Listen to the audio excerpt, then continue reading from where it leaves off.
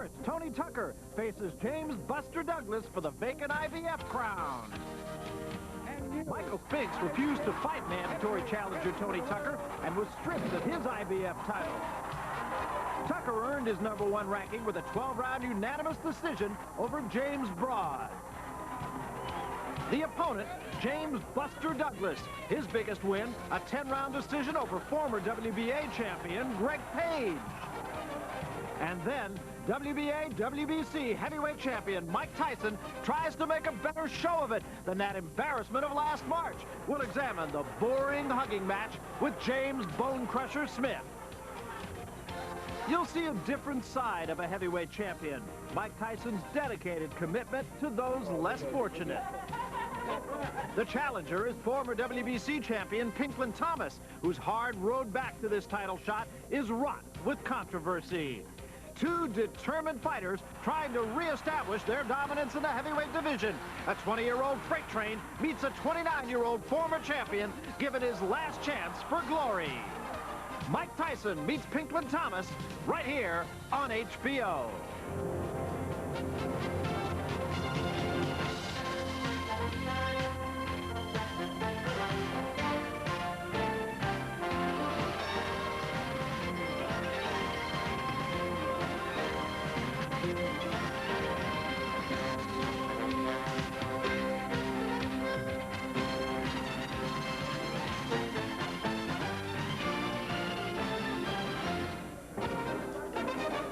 Months ago, we sat in the same outdoor stadium anticipating a war, but the first shot was never fired.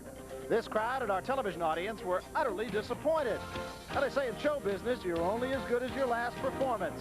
If that's the case, Mike Tyson and Pinklon Thomas have the opportunity to give this near-capacity crowd something to cheer about all over again.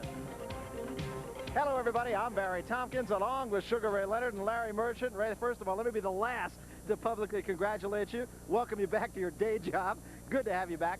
Let's talk about second things first, and the second thing, the fight between Mike Tyson and Pinklon Thomas, and perhaps the biggest question about the fight, which Pinklon Thomas will show up? The one that beat Tim Witherspoon for the title impressively, or the one who's been unimpressive in his last 4 starts? Well, Barry, believe it or not, I expect to see the real Pinklon Thomas.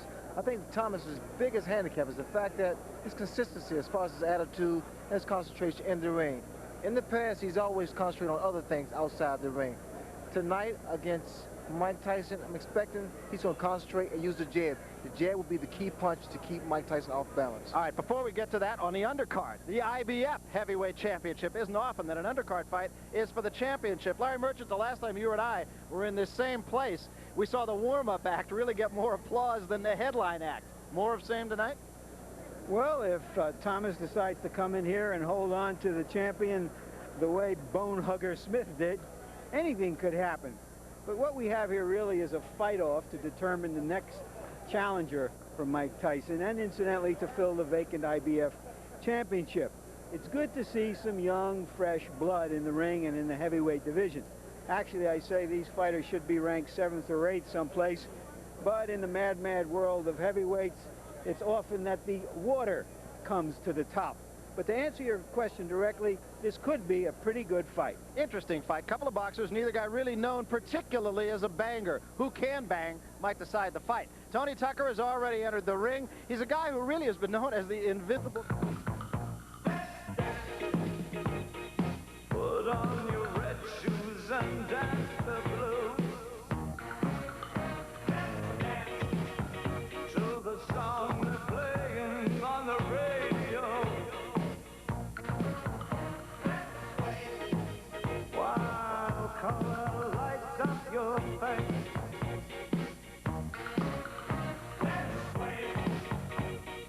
Way through the crowd to an empty space. I'd rather be knocked out than go to a fight like that, have to hold and, you know, show people that show them that your emotions, that you were frightened and intimidated. And I want to perform because the last fight, the Tyson and Bone Crusher fought was a waltz, and I don't plan to do the waltz. If you say run, I'll run with you. If you say hide, we'll hide.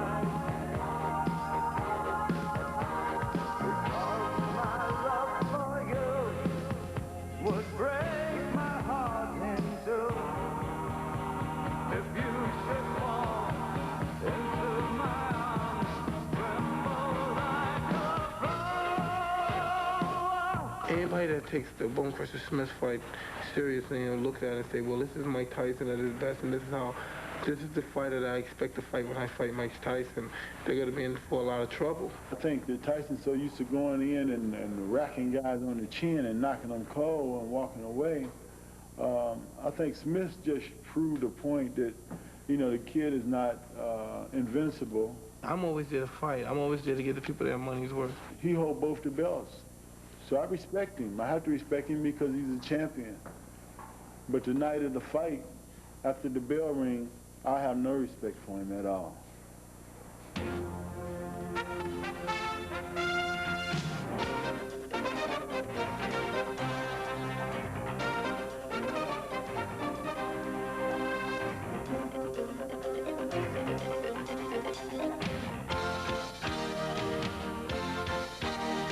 We're live from the Las Vegas Hilton in Las Vegas, Nevada. It's time for the main event. Mike Tyson defending his WBA and WBC titles against Pinklon Thomas. It's scheduled for 12 rounds. It is a warm night here in Las Vegas as two champions, past and present, meet in a 14,000-seat prefabricated arena in the parking lot next to this city's biggest hotel. So many questions surrounding this fight. Which Pinklon Thomas will enter the ring? Off his last performance, will Tyson jump on the former WBC champion as he did against Marvis Frazier and Trevor Berbick? When the bell rings, we'll start to get some of the answers.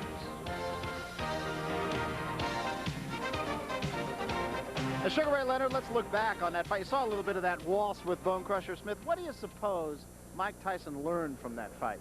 Well, I think Mike Tyson can anticipate a lot of fighters taking that same tactics, tying his man up. But what Mike has to do while the guy's tying Mike up, the free hand, work to the body. Those little punches hurt. They don't look like much, but they do hurt.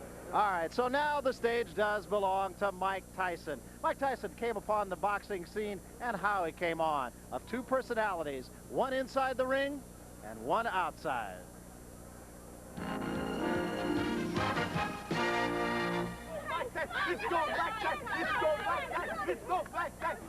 All great champions have their fans, but very few have been cheered and loved like this one. It's a great big thrill. Michael Tyson is here. These are members of YAI, the Young Adult Institute, a not-for-profit agency in New York that provides an array of services for the mentally retarded. Oh my God! Tyson was brought to the agency by Jim Bouton, former all-star pitcher with the New York Yankees, who might best be remembered as the author of Ball 4. Today, Bouton devotes much of his time to YAI. As co-chairman of the sports committee, he called upon this young champion to help raise money for desperately needed resident housing.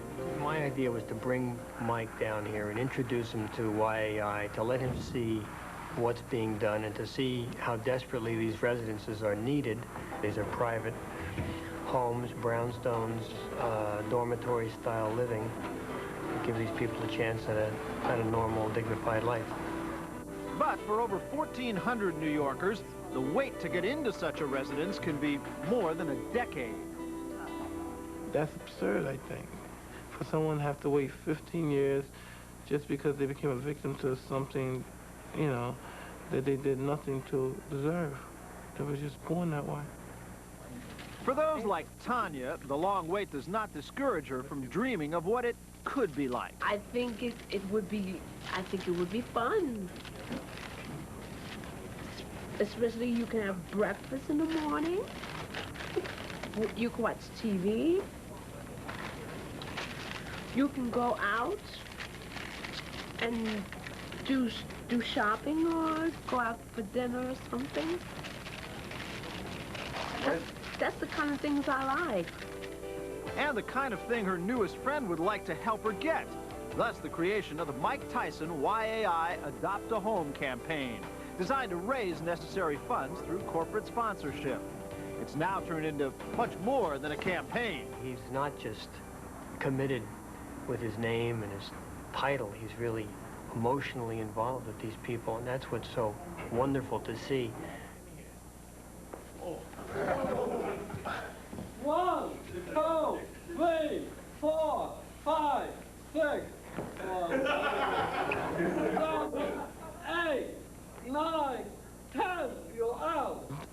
say this is the biggest achievement of my personal life now, because I won a couple of fights, I beat guys, I won the title, but that's something I strive for. But it's nothing as doing something as satisfying as this, and you're seeing the outcome on people's faces and make them happy.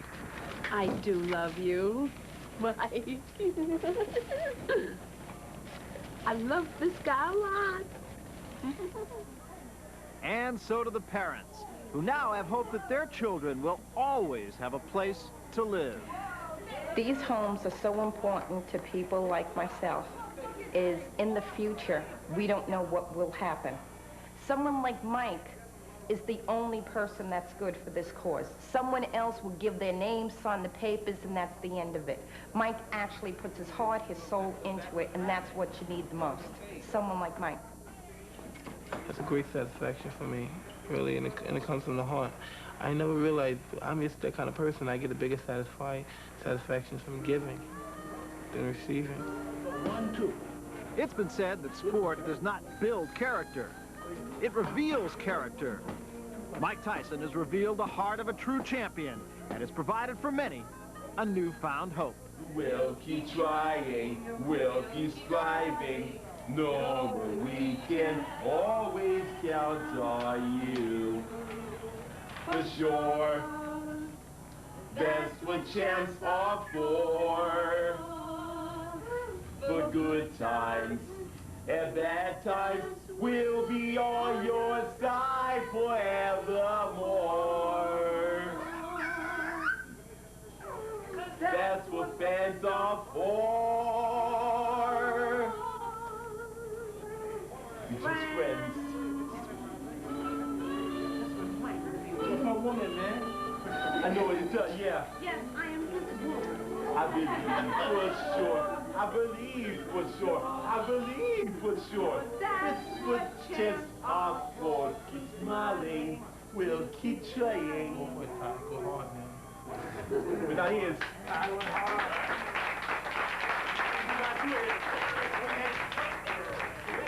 Interesting look at an interesting and likable guy. And coming up, he won't be so likable to this guy, Pinklon Thomas, on the right of your screen. This for the WBC and WBA heavyweight championships, Mike Tyson and Pinklon Thomas. How far will it go? Well, 50 of these fighters' fights, 50 of the 60 that they fought together have ended in knockouts. With more on this fight, here's Larry Murphy. Larry? There's an old saying in boxing that a knockout puncher, if he doesn't knock the other guy out or down, will sure make him do a lot of funny things standing up. And in the 6 months that he's been the champion, Mike Tyson has had that effect on other fighters in and out of the ring. Item, Michael Spinks and Jerry Cooney have elected to face each other for less money than either one of them could have gotten for fighting Tyson. Item, George Foreman, Ernie Shavers, Joe Bugner, and others too humorous to mention are coming out of their rocking chairs hoping for one more big payday against Tyson. Larry Holmes could be next. Item, Trevor Berber came into the ring against Tyson looking like Darth Vader in bizarre black haberdashery, but it was Tyson who carried the terrible swift sword. Item, James Smith came into the ring as the Bone Crusher, but after he faced the speed and the power of Tyson, he quickly became the Bone Hugger. Which brings us to Pinklon Thomas, once regarded as the best of the heavyweights, once regarded by Tyson's handlers as the last heavyweight they were ready for Tyson to meet. Tonight, we wonder whether he is really going to fight Mike Tyson, or whether he's just going to survive. And if he does fight him, can he survive? Nobody knows the trouble Pinklon Thomas has already had. He's just too young to understand. I think I forgot about more than he probably knows or will probably learn in anything. So he's got to go to school yet. And he haven't faced an opponent like me. He haven't faced the caliber of a fighter like me. He haven't faced a real champion. And I'm a champion. Bold words for Mike Tyson from a fighter who plummeted to anonymity after losing his crown to Trevor Berbick. The critics' inevitable cry, Pinklon Thomas is washed up. He's finished. He's returned to a life of drug addiction. Could his past in the streets of Pontiac, Michigan, where as a 14-year-old his marijuana use gave way to heroin addiction, have come back to haunt him? They haven't seen me take no drugs. If they got a record of evidence of me using drugs, then show 'em. You know,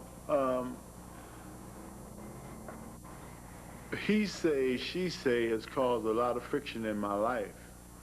So if drugs weren't the issue, then what happened to the Thomas of the past, the heralded coming of a new champion, the gleaming hope for the pathetic heavyweight division? His disposal of Mike Weaver confirmed the belief that he would be the man to beat for years. And his success in the ring led to an attempt at a lifelong passion outside the ring. I wanted to sing. I sung as a kid. I sung in a group. So I had the talent. Then I had the opportunity to sing at the time that I was in preparation of the fight. Then I had a guy write a song for me that sounded just like me.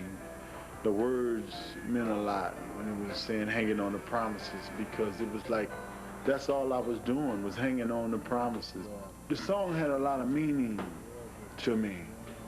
It played a major role in setback of Pinklon Thomas. Apparently, making a record wasn't enough of a diversion. Not only did he manage himself, but he took on 2 other fighters to supervise.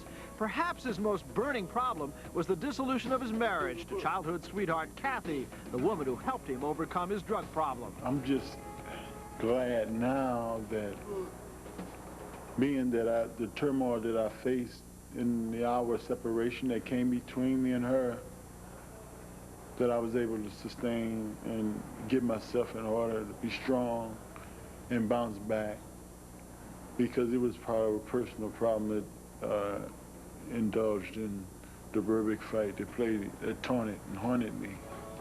Amidst all this confusion, Thomas had to defend his crown against Berbick without his trainer, who left after the Weaver fight because of a financial problem. How would you feel walking into a deal where you say, gee, I wonder if I'm going to get paid? You know, that's kind of a little backward, you know, and it's not dollars and cents. It's the idea of feeling of comfort. When the fight's over, you do your job, you do the best you can, and then the bread is there. That's the whole story. About a couple of weeks after the fight, I called Angelo and I told him, I said, you know, man, I said, the greatest mistake I could have made was not having you in my corner. I said, because in the 5th round of the Berbick fight, I missed you. And I really did. I really missed him, you know, because I can remember when I was working with Spoon and we got to the 9th round, he said, three more rounds, baby, you're going to be the champ. I can remember in the 7th round of Weaver fight when I felt it. In the 7th round, I had him. And I mean, it was like magic working together, you know. That magic Thomas needs against Mike Tyson is back in his corner. The result of Sugar Ray Leonard's comeback bid signifies the remarkable influence in the presence of Angelo Dundee. Despite 2 recent lackluster victories, Dundee is convinced his man is back. The Pinklon that I want for Tyson is going to do a number on Tyson. I mean, a real number. I mean, it's just Tyson don't belong in the same category as a Pinklon Thomas. And I mean, I don't mean that sarcastically or berating a Tyson. Tyson hasn't been to school yet. Now, all the qualities of a Pinklon Thomas beats Tyson. He's got the best jab I've seen since Liston. It's a crushing jab. It go right through him. All I can tell you is that him in the right frame of mind, him in the proper conditioning, him not thinking of other things, is a heck of a fighter. He's the best heavyweight out there. But, of course, the question is which one will show up tonight? Pinklon Thomas, just over 217 pounds. He hasn't fought in 83 days. Has an interesting philosophy. He says, I know what it is to lose. I know what it is to have. I know what it is to not have. I know what it is to be up, and I know what it is to be down. And I'd rather be up. And to make him be up, he would have to become the 4th heavyweight in history to ever regain the championship. Floyd Patterson did it against Ingemar Johansson. Muhammad Ali, of course, did it twice against George Foreman and against Leon Spinks. And Tim Witherspoon did it against Tony Tubbs in a dull fight down in Atlanta. So there he is, Pinklon Thomas. And who will we see tonight? And there's Pinklon Thomas's record, just 1 loss. And let's just keep in mind, he lost a fight. A lot of fighters have lost fights. We've also seen some fighters, when they lose their first fights, go to pieces. And many observers feel that Thomas is what used to be called a shot fighter. No more zip and zest. We'll see. So Pinklon Thomas is in the ring now. We await the arrival of Mike Tyson. It's a fight that tactics are going to dictate an awful lot. And, of course, the big weapon for Thomas is the jab. Well, Barry, the jab is true. That jab is a very important jab. And in fact, to control the tempo of a fight against a fighter like Mike Tyson, you need a good left jab. And Pinklon Thomas, well, when he decides to use the left jab properly, has one of the most impressive and devastating left jabs in the business, because it has a tendency to keep his man off balance, and for Mike Tyson, keep him at a distance so Mike can't crowd him. And then tonight, I'm expecting to see a lot of clinching from Pinklon Thomas, as we see here against Bone Crusher Smith. And Bone Crusher Smith was able to clinch and tie up Mike Tyson, but Mike Tyson knows to get away from there. The free hand, work the body, because those punches hurt. Believe me, I know from personal experience. Mike Tyson has said that the audience, the crowd, the fans, people don't really remember too much about what happens after one fight. He had a bad fight in his own mind, even though he won all 12 rounds against Bone Crusher Smith, but he says people will forget it. If I have a good outing against Pinklon Thomas, people will forget all about it. He said that he went back home to upstate New York, and as he put it, I got my head chopped off by Kevin Rooney, his trainer. So we'll see if he learned anything, and we'll see what he brings to this dance. I found him, when we talked to him, to be very tight. And there he is, Mr. Primitive, coming in just in his black trunks, black shoes, no socks. And you see that he has no robe. You know, when I look at Mike Tyson, I get the feeling he's so dense that it's like picking up a baseball and finding it weighs 30 pounds. And there's his record, as you can see, unbeaten.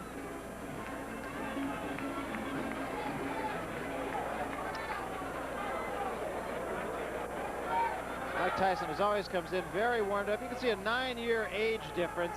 Other than that, I think probably the only really startling number is that Thomas came in at 217, and he does have a reach advantage of some 3.5 inches. I don't really know that that will be any factor in this fight at all. And here's Punch Stat with another look at some quantitative analysis of their punching habits. And as you can see, both punchers have thrown a wide variety of average numbers of punches depending on their opponents. And there are the jabs. Thomas throwing many more jabs. Tyson throwing many more meaningful punches. Here are the rules in this fight, similar to the one in the fight you saw a moment ago, that for the IBF championship, with the one exception, of course, being that this will be a 12-round fight. 10-point must system. The judges only score the fight. There won't be a standing 8 count. A fighter can be saved only in the final round by the bell, and there will not be a 3 knockdown rule. Well, we talked about the fact that Mike Tyson comes in here, calls himself a gladiator. Here's a part of that whole look. Throwback. And a coin tucked into his laces on his right shoe. I'll have to ask him about that. It must be a sentimental piece. Meanwhile, let's get up now to the ring announcer, Chuck Hull. We'll get the introduction to the fighters, and we'll get on with this. Chuck? Good evening, ladies and gentlemen. Welcome to the Las Vegas Hilton Sports Arena, where tonight Don King Productions, in association with the Las Vegas Hilton Hotel and Miller Lite, presents the Hard Road to Glory, Destination Ultimate. These bouts are sanctioned by the Nevada State Athletic Commission, Dwayne Ford, chairman. Commissioners at ringside are Mr. Sig Rogich, Herb Santos, Sammy Macias, and Freddie Little. And the executive director of that commission is Harold Buck. Representing the WBC at ringside, the president of that organization, Senor Jose Suleiman, and the supervisor, Mr. Spider Bynum of Texas. Representing the WBA at ringside is Mr. Nick Carriasados. The judges appointed by the Nevada State Athletic Commission for this, the next event of the evening, are Dalby Shirley of Nevada, Gordon Volkman of Illinois, and Harry Gibbs of England. The timekeeper is Mike Lachella. Counting at the knockdowns, Al Bisick. The attending positions at ringside, Drs. Flip Pomansky, Donald Romeo, and Elias Gahneman. And your referee is Carlos Padilla. This is the main event of the evening. 12 rounds of boxing for the WBA, WBC, Heavyweight Championship of the World. Introducing, in the blue corner, fighting out of West Los Angeles, California, weighing in at 217 3/4 pounds, with a professional record of 29 wins, 1 defeat, 1 draw, and 24 KOs. He's rated #1 in the world by the WBC and is a former champion of that organization. Ladies and gentlemen, here is Pinklon, Pinky Thomas. And in the red corner, fighting out of the Catskills in New York, weighing 218 3/4 pounds. He is undefeated in his professional career with 29 wins, no defeats, 26 KOs. He is the WBC, WBA Heavyweight Champion of the World, Iron Mike Tyson.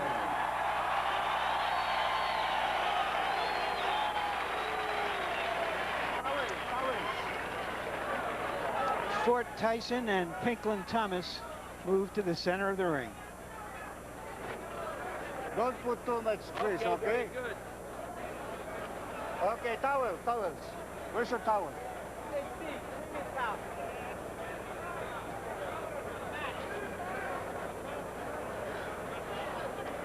Don't put too much grease. That's sweat. Okay. That's sweat. Okay, well, wipe everything. Okay, Tyson, Thomas, you're going to box for 12 rounds. You know the rules of boxing. Avoid using any kinds of foul. Don't throw any punches during the break. Is that understood? Seconds come out fighting. Will self-preservation kick in for Thomas, or will he come out trying to win this fight? Took a deep breath before the opening bell. Not a bad idea against Mike Tyson. Tyson is a 6-1 favorite. Tyson starts out with the right hand. Well, you notice there's a much more aggressive Mike Tyson than there was with Bone Crusher Smith. You notice that what happens inside here, we see some clinching. That's what exactly Bone Crusher Smith did. But inside, you may see that Mike Tyson still works. He still throws punches. He's not giving Thomas a chance to unload that jab. What Angelo Dundee wants Pinklon Thomas to do is give him angles. Don't stand directly in front of Mike Tyson, because you see here, Mike can throw punches from either angle and with a lot of power. Yeah, Dundee said Tyson is a two-beat fighter. What he means by that is he comes in, he feigns left, he feigns right. There's a big left hand by Tyson, but Thomas is all right. You know why Tyson's able to nail so many guys is because he doesn't throw 1 or 2 punches. He throws a series of combinations, and one of those punches is going to land. The left hook there.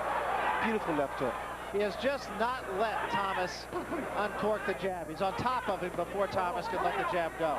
Well, I stated earlier, the key to this punch for Pinklon Thomas is the jab. He has not thrown the left jab to keep his man off balance. You see that it breaks your rhythm. The jab breaks the rhythm. Another big left hand. Thomas is hurt.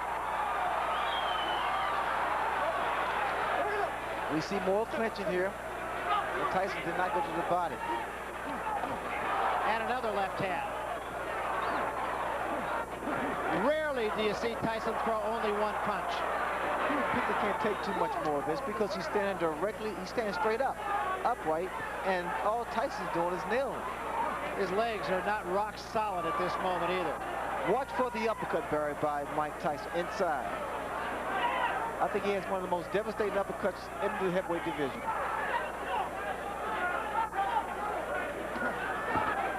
The hands of Pinklon Thomas, especially our right hand, is starting to drop to his side. Thomas has a long way to go in this first round, too, as you can see. 50 seconds left in the round. Long way. There's the uppercut.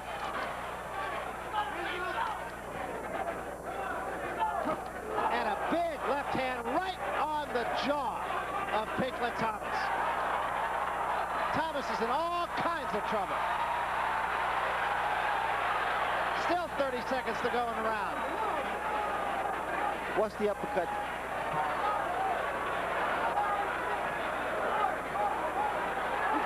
It'll be all Thomas can do to get through this round.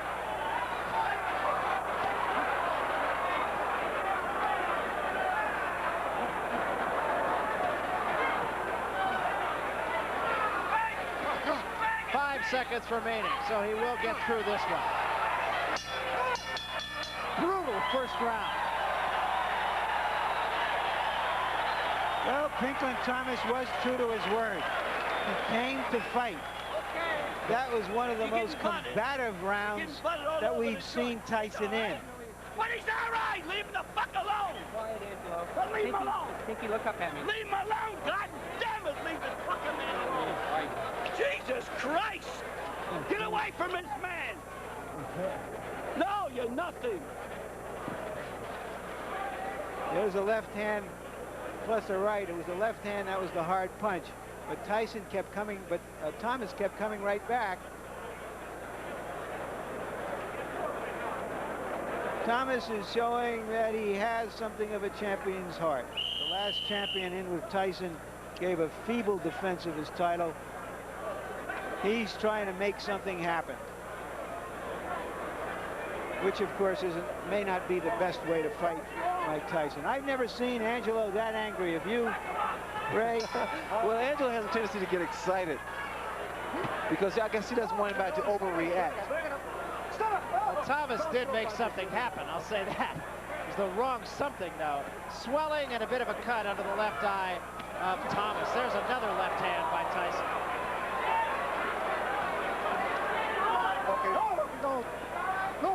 Because the ring position was checking Pinklon Thomas' eye, and that's why Angelo got so upset.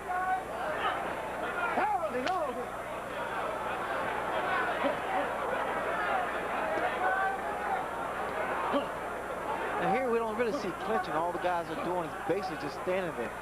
Clinching now by Pinklon Thomas. And we see that Mike Tyson is still going to work. He's working the free hand. And that's what trainer Kevin Rooney told him to do. Angelo Dundee telling Thomas, just stay away from this guy. I'm expecting to see a lot of guys tie up Mike Tyson. That was another huge left hook by Tyson.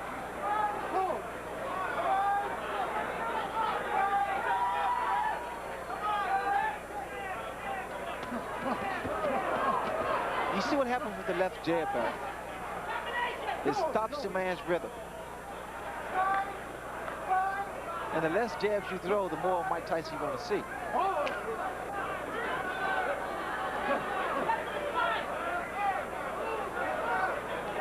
Thomas continuing to lean on Tyson rather than fight him in long range. Well, what Pinklon needs to do is push his man off or either back away.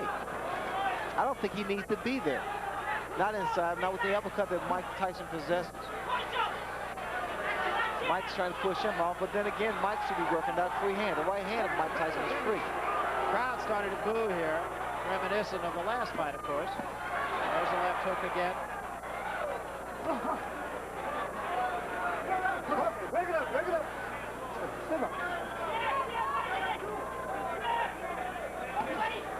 Mike Tyson now has started to jab Pinklon Thomas. Well, Kevin Rooney told us that Tyson's jab was better than Thomas's. He said he knocked Alfonso Ratliff down with a jab. Now see, Mike needs to work, whatever hand is free, he needs to work those little body shots.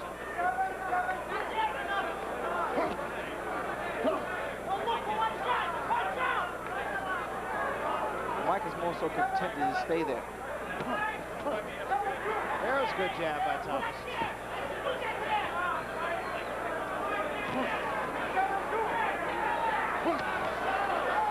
Counter punching right hand. The jab sets you up for the right hand.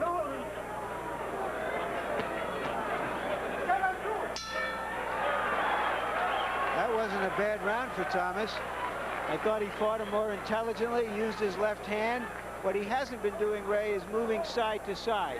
Well, he's standing directly in front of Mike Tyson. That's why Mike Tyson getting those punches off. You gotta go to war with this guy a little bit, you understand? But you gotta put the pressure on him. Get the jab snapping, you're pushing it out. You gotta snap it out. Get a little mean with this guy. You get inside now, you're not body punch. You go right back that same night. You get inside, you watch me if he's playing there like that and doing nothing, you understand? And after that, you made that round a little closer, you still won. Come on, this guy, come on, there. Up, dog. That's the good stuff. Watch it. What do you want? Get this. Nice and smart. You be first with everything. First, everything. Give him movement. Let's go. That's the beginning of the end for this sucker. Let's do it. Come on. On that jab and being a little more aggressive. Come on now, don't be fucking out this guy. You understand? Come on. Be aggressive. Trying to get Thomas to be the first one shooting the left hand. That was Angelo Gundy's instructions. Well, there it is. He has to be first, Larry, because he has to stop that rhythm of Mike Tyson. On the other side of that coin, Kevin Rooney in Mike Tyson's corner saying that he's pushing his jab, that he's got to snap it more. Angelo wants a little bit more lateral movement from Pinklon Thomas. Okay, break it up. Kevin Rooney is yelling from his corner for Mike Tyson to punch out. He needs to work that hand, work that free hand.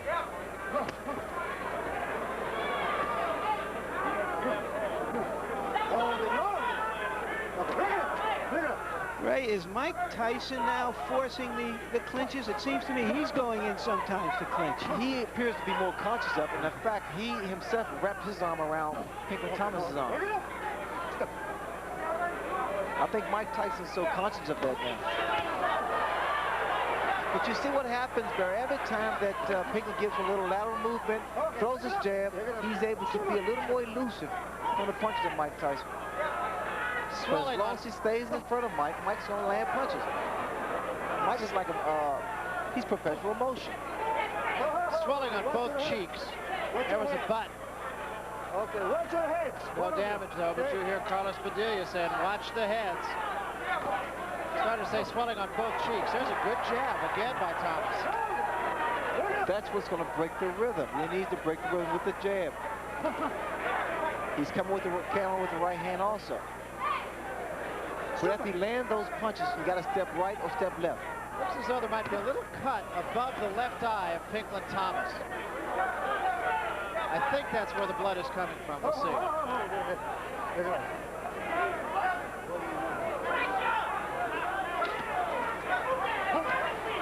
Okay, bring it up.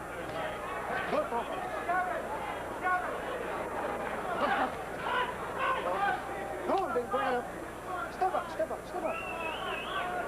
Thomas's people say that his jab is second only to that of Sonny Liston. I don't like what Pinklon Thomas is doing. As he throws those, he attempts to throw those two punches, you'll notice that he comes straight up. He comes upright, and that's in line with the left hook of Mike Tyson. I'm not sure that is a cut over the left eye of Thomas. I think it's blood from somewhere else, just off the glove of Mike Tyson. 15 seconds remaining, round 3. And Tyson is the one who seems to want to fight inside. And want to hold. For one of the few times since we've seen Mike Tyson, I gave his opponent the round.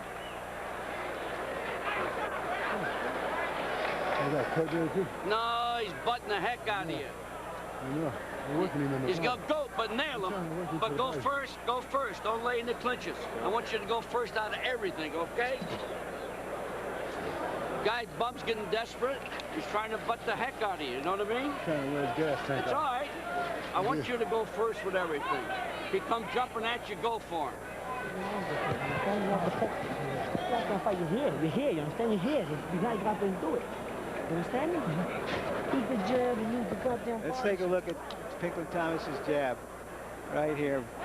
Well, you see what happens there? It just knocks you off balance, especially if it's a good stinging jab like Pinklon Thomas possessed. It keeps you out of rhythm.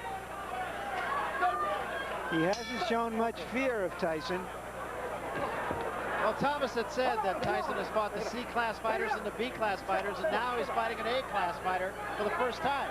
I was really expecting to see a lot of clinching from Pinklon Thomas because I think he picked something up from the Bone Crusher Smith fight. But he has to be a little busier than Bone Crusher. Thomas said he looked at all the 15 or all the fights that went the distance of Mike Tyson. He didn't look at any of the knockouts. And I asked him who fought him the best in your opinion, and he said Jose Ribalta and Quick Tillis. It was a right hand by Tyson that caught Thomas above the ear.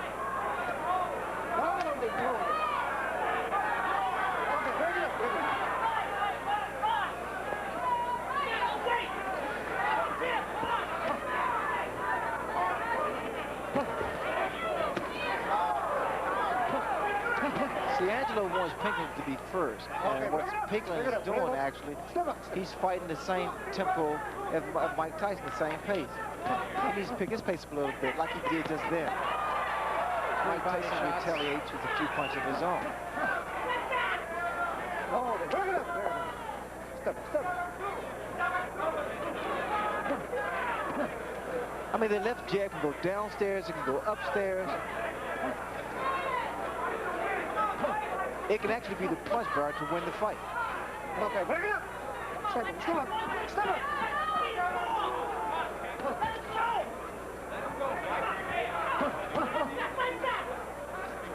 Oh, no, bring it up. Step up. Also, talking with Pinklon Thomas, he also said that the way that Mike Tyson holds his gloves close to his chin, he thinks he has the power to hit the gloves, and the gloves will actually hit himself. It does seem to be Mike Tyson who really is the person who's tying up Pinklon Thomas more than Pinklon Thomas is tying up Mike Tyson. Put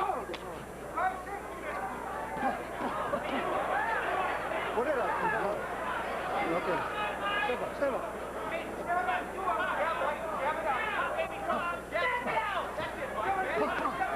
Good right hand. Now the right hand is starting to fall. But it's not going to be 1-2. It's going to be 1-2-3-4. That's those kind of combinations you need to throw against Mike Tyson. And some body shots. Very slowly, Pinklon Thomas is getting himself into this fight. Starting to get a little bit of a rhythm here. And I think really starting to confuse Mike Tyson a little bit, right? He scored with that uppercut. Pinklon Thomas, no question about it, has a great chin. Okay, bring it up. But I don't think he wants to prove that too often. Took a lot of punishment in the first round.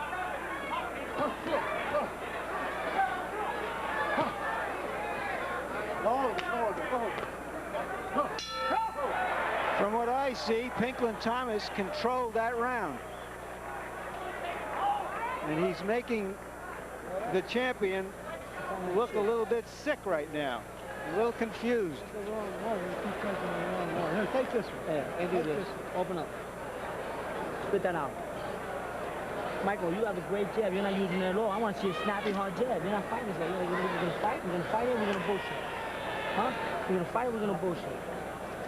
Take a deep breath. Take a deep breath. Harold, how do you score this fight so far? Larry, 3 rounds to 1, 39-36 in favor of Mike Tyson. I thought he won big enough to deserve an extra point in the first round. Did good in the second and the third, and Pinklon had a good fourth round. I have it 2-2. Let's see some steam out of that shot, okay? You got me? Come on.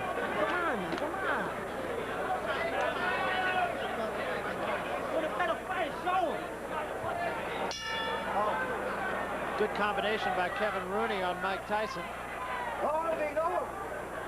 Well, Kevin Rooney wants to see more jabs from Mike Tyson. And again, Pinklon Thomas is doing exactly what Angelo Dundee said. He is getting off first. He got off first that time with the right hand. And now the jab is effective. Blood under the left eye of Thomas. Not in a place you would think it would cause him a lot of trouble.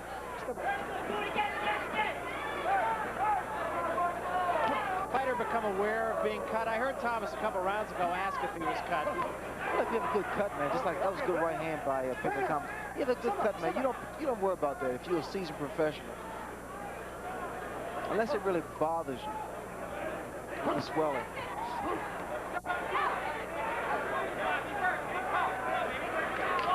Pinklon needs to bend a little bit more than these. He's too upright.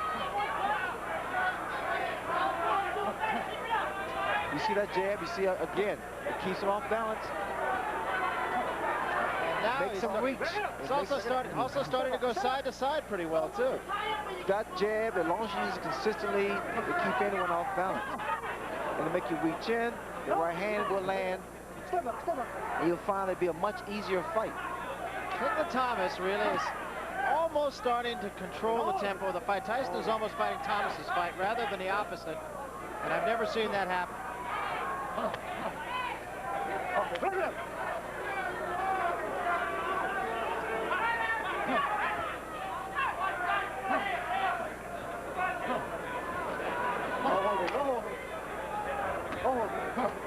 I was expecting to see more punches thrown by Mike. And in fact, he needs to throw more punches inside. Tyson trying to use the jab, as Kevin Rooney was exhorting him to do. Little movement, little footwork from Pinklon Thomas. And Jab. peppering him with the jab, and again with the jab. Okay. Watch your head, okay? Carlos Padilla tells Tyson to watch the head. And Thomas again, impressive in this round.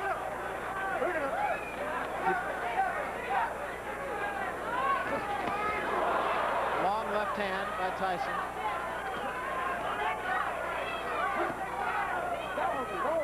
Thomas is just not letting Tyson rough him up like Tyson has been able to do and will against other opponents. And I think it's fair to say lesser opponents.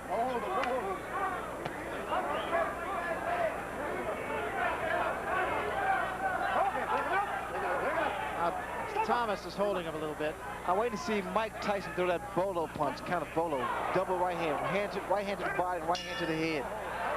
That's another round for Pinklon Thomas, in my book.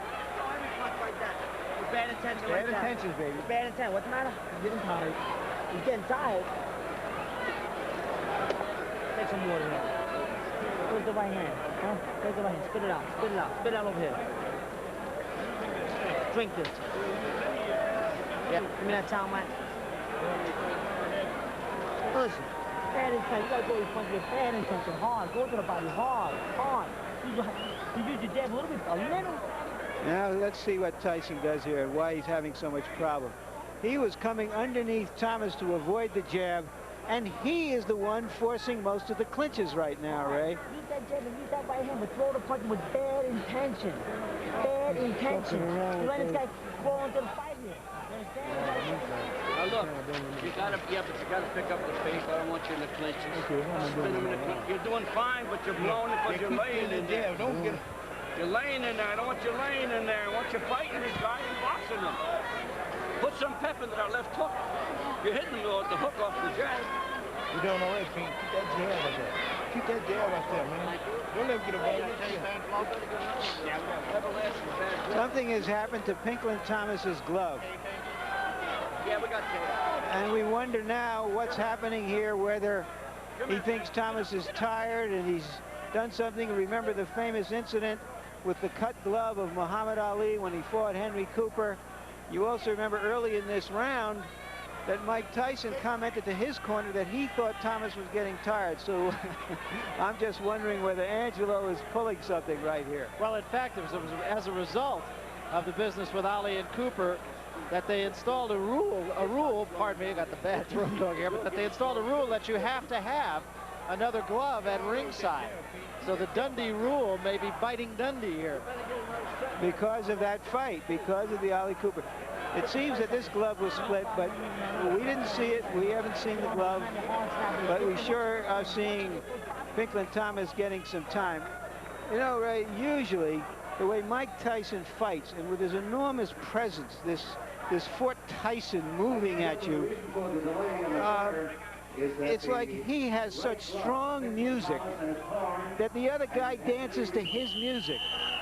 But in this fight, Thomas is not dancing to his music. He's shutting the music off, and he's creating the tempo right now. Well, Pinklon Thomas is starting to fight his fight and using the jab. And what actually he's doing, again, like I stated earlier, he's throwing Mike Tyson off. He's breaking Mike Tyson's rhythm. And Angelo told Thomas in the corner, don't stay in the clinches. Move away. Spin the guy off. See, Angelo doesn't want Pinklon Thomas here because he's afraid of a headbutt. He wants Thomas to spin this man off, get back on his bicycle, but not move too much, and use the jab.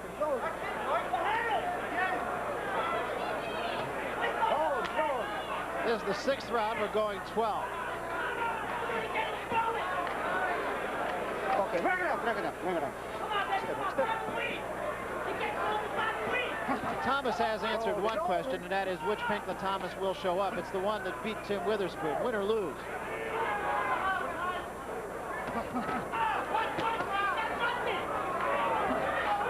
And the question now, of course, is which Mike Tyson is showing up.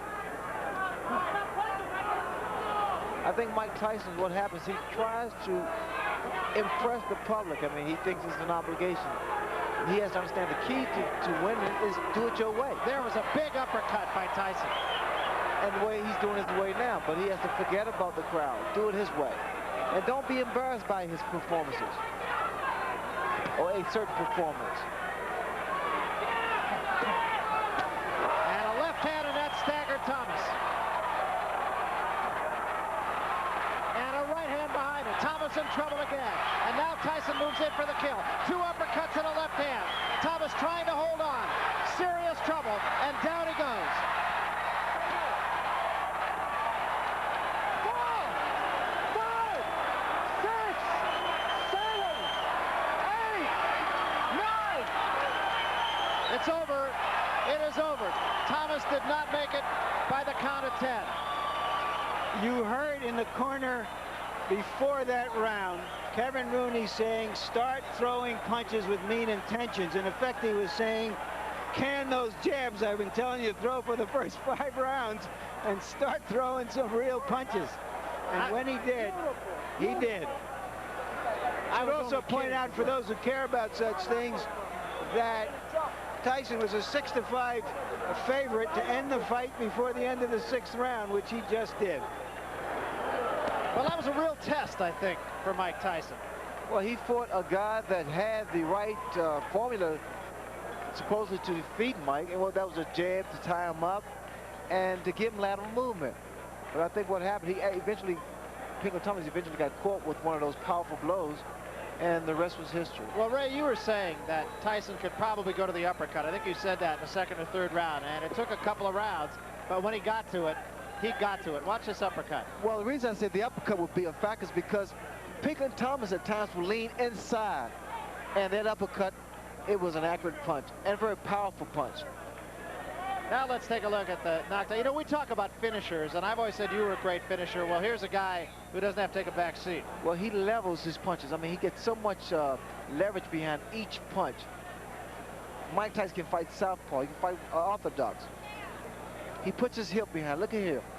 He's just putting his entire body behind the punch, and he's so relentless. Again, the uppercut, left hook.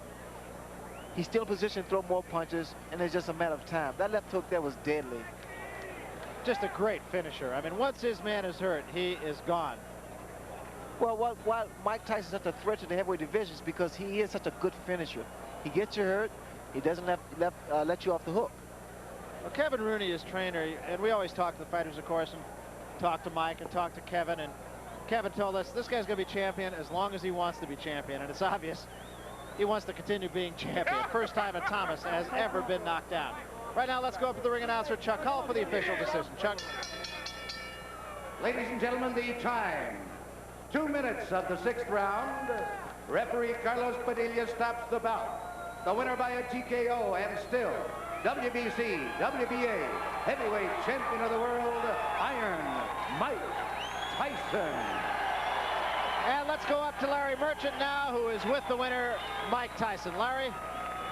Mike, until the end, that was tougher than it was supposed to be. Was it tougher than you thought it would be? Good fight, man. Good fight. Thank you. Good fight. Great fight also.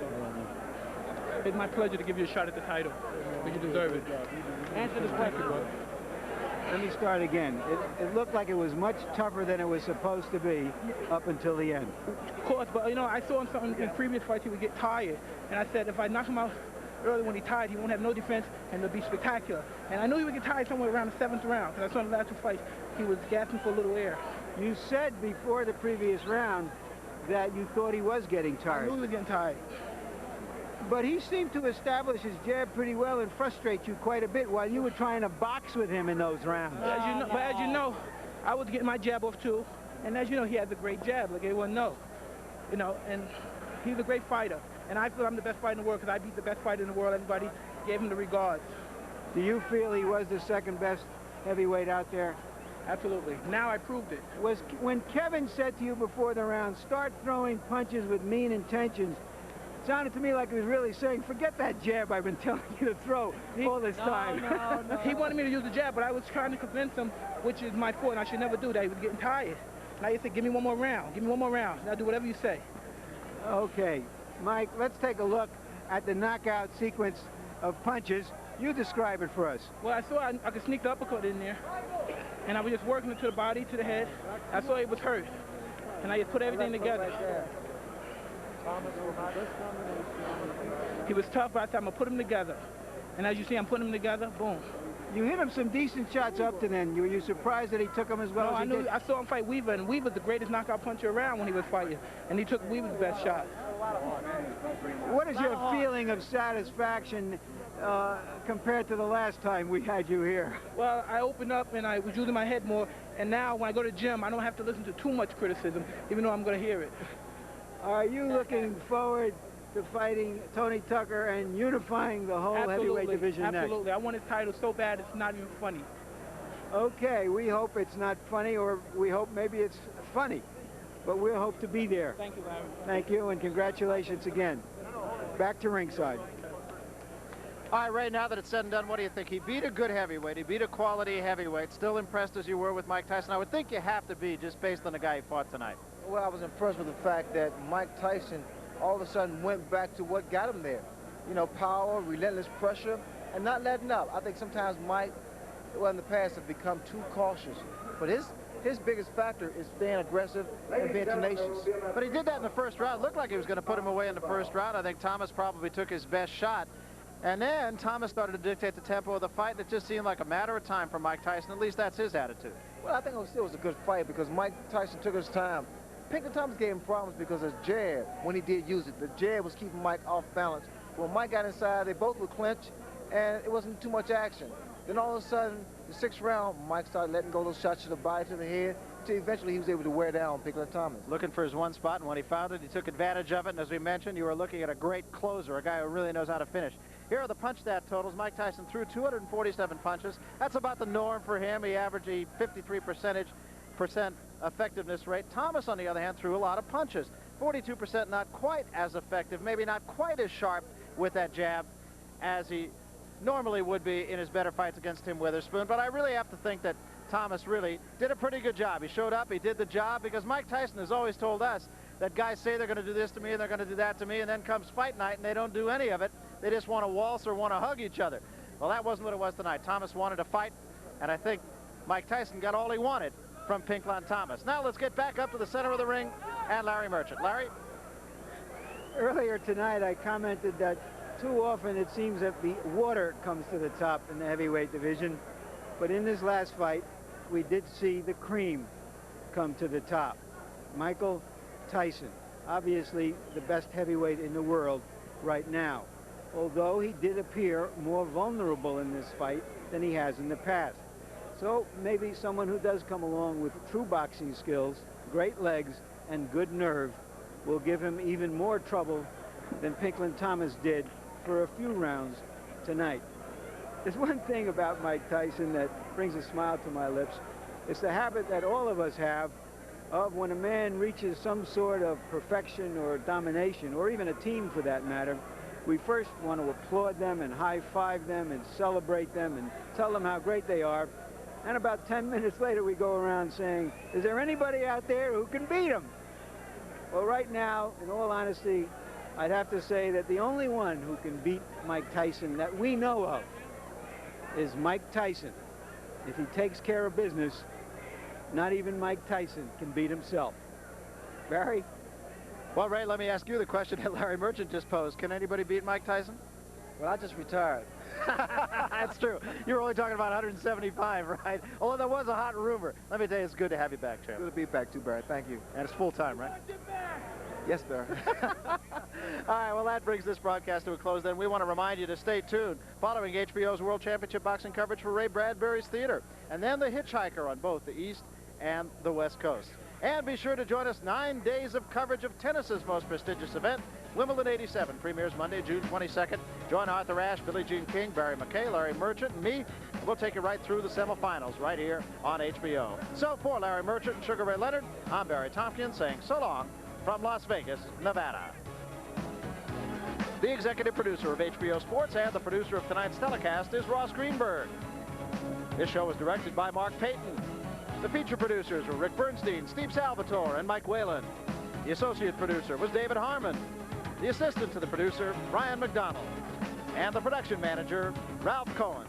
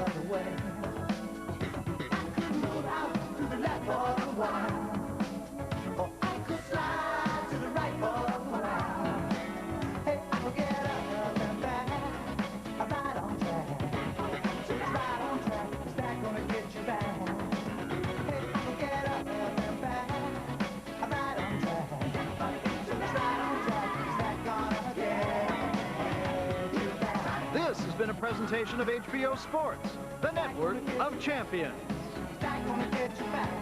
Past 16 months, we've traveled back and forth to the neon of Las Vegas, the bright lights of the world's most vibrant city, New York.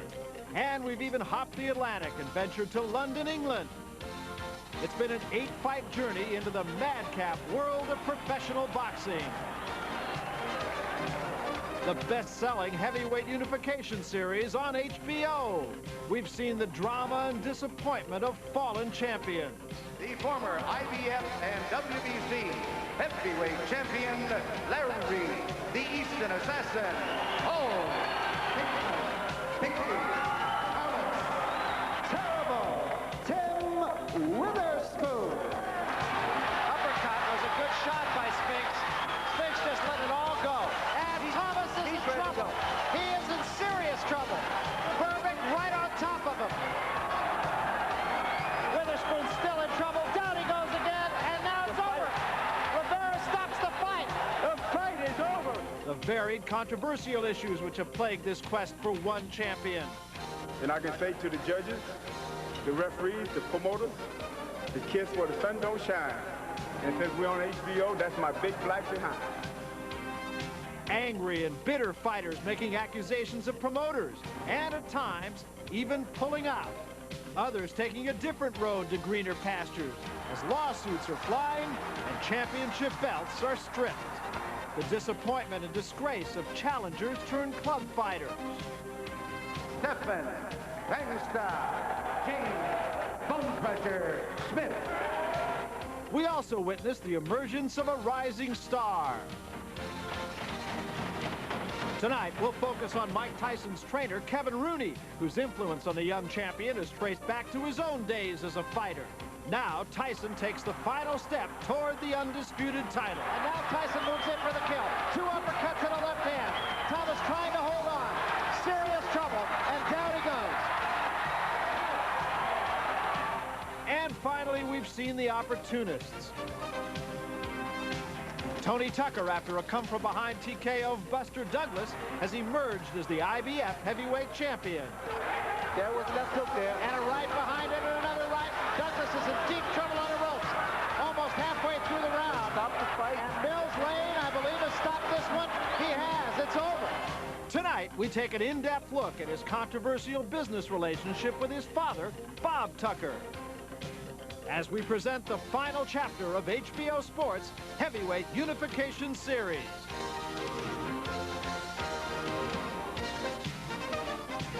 Tonight in Las Vegas, Tyson and Tucker meet for the undisputed heavyweight championship of the world.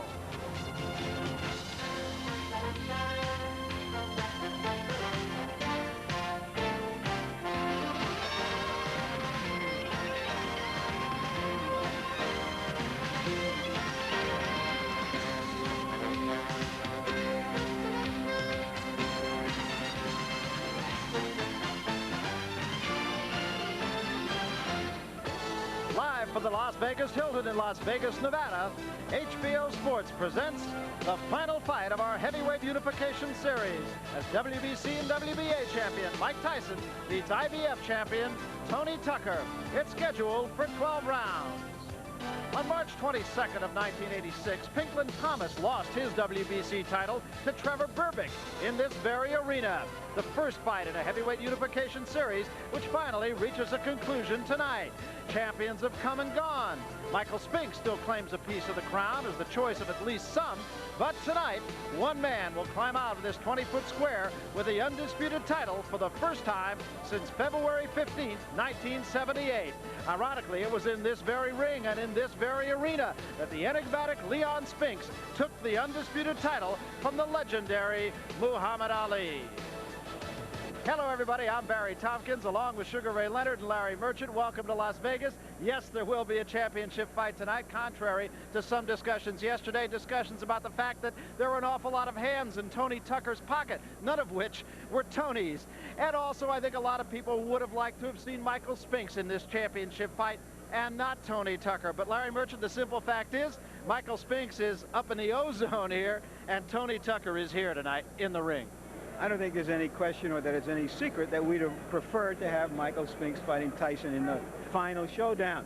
But given the politics and the egos and the conflicts of interest in boxing, and the fact that some fighters try to circumvent the tournament and others try to sabotage the tournament, it's simply amazing that we would have any final at all. And it's even odd, in a way, that Michael Spinks, of all people, really validated Tucker as an opponent for tonight, because Spinks not only refused to fight Tyson in the tournament, but he also gave up his share of the heavyweight championship so that he didn't have to defend against Tucker, who was a mandatory challenger. Who is this unknown terror? Well, he's unbeaten against ordinary opposition. He's never been knocked down against the same opposition. And he is a big, tall, defensive-oriented fighter, the kind of fighter that has frustrated Tyson in the past. And one other thing, Barry, he has a 14-inch advantage in his hair length. Sure, let's talk for just a moment about Mike Tyson. He's a guy, and everyone has said this, including yourself, the only person who's going to beat Mike Tyson is Mike Tyson. And yet a couple of things that went a little bit astray for the champion in the past couple of weeks. He missed 3 or 4 days of training. That's never happened before. And when he weighed in yesterday, he was 3 or 4 pounds heavier than he has been, at least in recent fights. Is it just a mountain out of a molehill? Is there anything to it at all? Well, I think for Mike Tyson, what appears to be uncharacteristics is really normal, because when I was training for Hagler, I trained for so long, Barry, I had to break training. I had to break monotony. I think the same thing applies to Mike Tyson. He wanted to get away from that training atmosphere and go to a more peaceful-like atmosphere. It's okay. I don't see no big problem with that. All right, and of course, when something like that does happen, when a Mike Tyson does go AWOL, then I guess all the fingers start pointing, and in this case, the most logical place for them to point is into his own corner, and the second man in his corner, his trainer, Kevin Rooney. Now, of course, if Kevin Rooney is going to be held accountable at all for some of the lapses in Mike Tyson's training, then I guess it's fair to say that he can also be held accountable for Mike Tyson's record. Everybody try to relax and do the right thing now. Try to move your heads. Like, do the best you ever did, you know what I'm saying? You guys understand what I'm saying? Don't make me go off, you understand? That's work. That's work. That's work. At 31, Kevin Rooney has a stable of 2 toddlers and 1 21-year-old heavyweight champion, all of which happened happily in the long run, but unhappily at that moment after Alexis Arguello ended his own championship ambitions. Rooney learned that giving advice can be more rewarding than receiving punches. Rooney's journey to his enviable position began as a teenager in upstate New York, where he sat at the feet of Zen boxing master Cus D'Amato. There was like a power about him. And then the more I got to know him, the more he spoke to me. Like when I first came up, we used to take long rides to the city, and he would talk over and over the stories and, you know, life in general. You know, I feel that everything that I know and that I teach is what I learned from Cus. Rooney was D'Amato's keenest disciple when Tyson arrived at age 14 from a correctional institution. Gradually, a bond developed between the amateur and the pro, and D'Amato groomed Rooney to carry on his legacy through the future champion, even though he had never trained anyone before. The torch was passed when D'Amato died a year and a half ago. We just both walk around Cus. We're like brothers. It's not business to me between me and him. I guess we're more friends than just, you know, boxer trainer. But when it comes to business, when a job has to be done, you know, we both do our job. He's only looking for one shot on you. You gotta keep your defense tight. You gotta be even more aware now, you understand? You can't get lazy, you can't get careless. Michael, you have a great jab. You're not using it at all. I want to see a snappy, hard jab. You're not fighting this guy. We're gonna fight, or we're gonna bullshit. But given the high expectations of the precocious Tyson, whenever he looks less than his best, whether it's his fault or not, rumors surface. Rumors that a veteran, perhaps like Eddie Futch, will join or replace Rooney. I'm able to handle it. I know what I'm doing. See, now I've said this before. I've said it to newspapermen. I know how to read, and I see, you know, this guy, bring this guy in, Rooney's not doing it, this and that. I just take that stuff with a grain of salt. See, I've always said, I don't consider that I'm better than anybody, but I don't consider anyone is better than me. Now, how can I say that? I say that because I got an education. I was around Cus D'Amato, who was head and shoulders above everybody. There wasn't a greater trainer, teacher, or manager than Cus. Inevitably, despite the dynamic Tyson's perfect record, Rooney has been and will continue to be targeted for his imperfections. Rooney balances the ballyhoo with the belly aching by working with prison inmates. That, of course, is not unlike Cus D'Amato and the young, far from perfect Mike Tyson. We're all dealt hands in life. Now, these guys, you know, their environment or whatever, or they were just, you know, not too bright at the time they committed their crimes or whatever. So, well, I seen that side of life. So, and then I met a guy like Cus. So, well, now let me try to help. See, I don't need the job, but for the reason I told you before, it's a way for me to refine my skill. Whatever the pressure of his job, the responsibility that goes with the opportunity, life is a knockout for Kevin Rooney right now, as it is for Mike Tyson and everyone around him. I think we got a little bit of a dynasty going, and if we want to roll, I feel like give him good advice. Now, if the fighter goes out there and does it, that's good. If the fighter doesn't do it, that's bad. And if he doesn't do it, then they're going to look at me. So far they haven't had the opportunity. But you can see the handwriting's on the wall. If something is to go wrong, it's all going to come on Kevin Rooney. But that's the business. So, you know, it's no big deal. I'm not going to lose any more hair over it. Well, in just a few minutes, Kevin Rooney will bring his and Cus D'Amato's charge into the ring to try to win it all in the heavyweight division.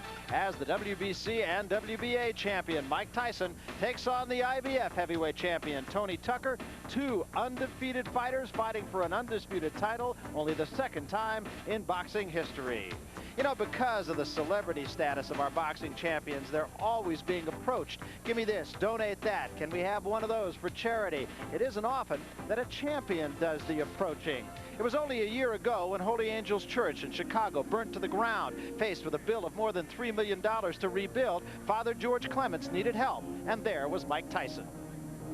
I have no doubt in my mind that with the help of the heavyweight champion of this planet, that church will go up. No doubt whatsoever. With more on Mike Tyson, here's Larry Merchant.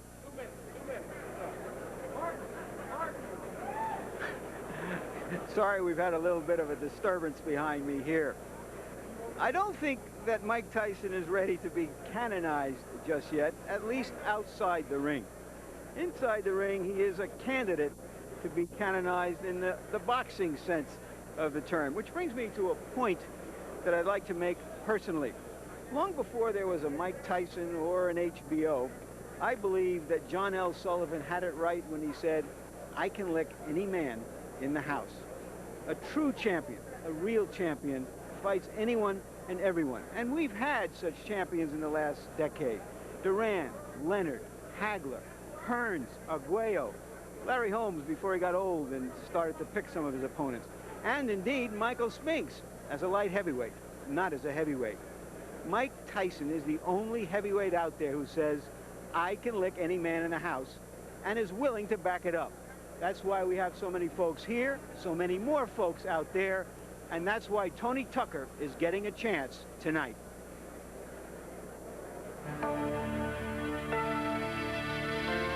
After President Carter declared a boycott of the 1980 Olympics, the U.S. boxing team scheduled a series of exhibitions in Europe. En route to Poland, their plane crashed. There were no survivors. But the star of the team had missed the flight because of an injury sustained the day before. It really hit me, because I said, you know, I was that close, you know, to being dead along with the rest of the guys. So I figured that God spared my life for a purpose. And that purpose was obviously to be a heavyweight champion of the world. Tony Tucker's career was guided by his father, Bob, a former amateur fighter himself. Although he would miss out on Olympic fame and instant fortune, he was well respected. He won gold medals at the World Cup and then at the Pan American Games, which turned out to be the highlight of his amateur career. His father would follow him into the pro ranks. Well, I really don't look at it in the manner of father and son. I just look at it as fighter and trainer and manager. I try to put father and son out of my mind. But if something catches me, like his leg getting hurt, and I jump in the ring, so then the father comes up. Fathers and sons, however, are notorious in boxing for starting better than they finish. Heavyweight champion Joe Frazier, for example, couldn't reproduce himself in his son Marvis. Couldn't make him over in his own furious image. In mid-career, Bobby Ches's father committed suicide. Later, Ches won a light heavyweight title. Emotions and/or economics usually get in the way of a son's development. I figured if I put all my interest into my son, I couldn't lose either way, whether he was successful or not, because I had put all my work and money into him. And it was better than me putting my money into a beer ball or putting it into a particular lady, invested in that manner, because a lot of people spend a lot of money that way. I didn't see how I could lose. But the Tuckers had to sell off pieces of themselves, borrow money to get this far. Of the $1.9 million purse tonight, the fighter will get $600,000 before taxes. Promoter Cedric Kushner will get $350,000, as will promoters Jeff Levine and Josephine Abercrombie, who helped underwrite Kushner's investment in Tucker. Silent partners Dennis Rappaport and Alan Kornberg, $250,000 between them. Bob Tucker's share comes to something less than that for all his trouble. And finally, Emmanuel Stewart, Tucker's first manager, gets $120,000. I made the move that was the best for Tony, that I felt was best for his development. I knew ahead of time, and I told Tony to be patient, because I said, all those guys you see rush to the top, they're coming down just as fast. It proves me right, we got the championship. But I'll be completely right when he beats Tyson. A couple more fights and I can go sit down. My job will be done. I stood away from all that, the distractions, and kept on pushing and striving. And my dad was a very big help, because he was right there behind me saying, you're gonna get there, you're gonna get there, just keep going, bring me to the gym, keep going. So, through God and my father is why I'm here today. Few father-son teams get this far, to the big shot for the big time and the big bucks, even though their pie in the sky is sliced many, many ways. The downside is that his father may have impeded his development as an athlete by matching him exclusively with soft opposition, reducing his chance to win the big one against Mike Tyson. Because the idea is really not just to fight for it all, but to win it all. And you may have heard that the gluttonous Dennis Rappaport now wants a bigger piece of Tony Tucker's pie, $540,000. He tried and failed to stop this fight, as he has others. Apparently, that's his true calling in boxing. And so we are just about ready to get on with things here. We have a momentary delay in Mike Tyson's entrance, and incidentally, it is rather unique that Mike Tyson, who is the champion, will enter first. The reason for that, a coin toss, and Mike Tyson then will be the first man in the ring. Mike Tyson, of course, has been a heavyweight for 29 months as a professional, and people are saying he fights a lot. Well, he has. He's had 30 fights. But when you look at those numbers, not any more certainly than Jack Dempsey or George Foreman. Even more of a contemporary, of course, of Mike Tyson's. Foreman fighting 32 times. Tyson fighting, of course, just about, in fact, a little over one fight a month during his professional career. But he has, of course, had 15 first-round knockouts. Here is the champion of the WBC and WBA, Mike Tyson. He is all business. He, of course, has won all 30 of his fights. Kevin Rooney, the man we spoke of a moment ago, leading him toward the ring. And Ray Leonard, there's been some conversation about the celebrity status, the newfound celebrity status, if you will, of Mike Tyson. And maybe it's hurting him. Maybe that's why he left training camp. There was that incident, of course, in the parking lot in Los Angeles. Now there's conversation he should have a bodyguard. He should have somebody deflecting the public away from him. What's your feeling about the whole celebrity of Mike Tyson? Well, Barry, once you reach a certain status, quite naturally you have physical or either verbal confrontations. I think with Mike Tyson, He just started, and you need someone in there to deflect or alleviate the pressure, or even an arbitrator, which I have. Of course, Tyson himself rejects the idea of a bodyguard. I mean, here's a guy who can beat anybody in the world. Sort of like somebody trying to foist a spokesman on Lee Iacocca. And Tyson's entrance into the ring literally being heralded. And there, of course, is the record that we spoke of. 27 knockouts in the 30 fights of Mike Tyson in a 29-month career. He, of course, has already become the youngest man to ever win the heavyweight championship. Sugar Ray Leonard, at this point, we always talk about what to look for, what are the good points, and yes, what are the bad points of the two combatants. Let's talk tonight about Sugar Ray's tip of the night. How do you see this one? First of all, Mike Tyson. Well, Barrett, quite naturally, power and strength is no big secret with Mike Tyson. But what I'm impressed with is the hand speed of Mike Tyson. Seen here against Tyrell, exceptionally quick hands for a heavyweight. Once again, we see him against Pinklon Thomas. Great hand speeds, which enables him to put his combinations together very well. He did a fantastic job here against Thomas. Now, something I'm an advocate of is the left jab. Now here we see Pinklon Thomas in the white trunks using that left jab to break the rhythm of Mike Tyson. It enables you to keep your man off balance. Tony Tucker here in the white trunks. His jab is kind of quick, but not consistent. Also, he drops his left jab. You notice that? And it's quite detrimental against a guy with a counter right hand like Mike Tyson. I also believe mobility, lateral movement is very, very important. You can't be a stationary target. Here, Tony Tucker in the red, stationary target, gets hit by a right hand, left hook goes down against Buster Douglas. So that's what to look for, and if Tony Tucker isn't going to be able to beat Mike Tyson, he may be able to blind him. If you look at that outfit, Tony Tucker has come into the ring. He sprinted into the ring. Well, whether he sprints out remains to be seen. He's won 34, not 35. There was that fight with Danny Sutton. Remember that he went down with an injured knee. It was ruled no contest and not, as some people have said, a victory. Let's take a look at the tail of the tape, and there is one number that really jumps out at you. It's down at the bottom, and that is the 10.5-inch, or rather 12.5-inch reach advantage, 10.5-inch, beg your pardon, reach advantage of Tony Tucker over Mike Tyson. And don't forget that 14-inch hair advantage. And here is our punch stat numbers to give you a profile of the quantitative number of punches that they throw in fights. Tyson threw only 26 per round against Bone Crusher Smith because Smith was hugging him so much. They throw around the same number of punches.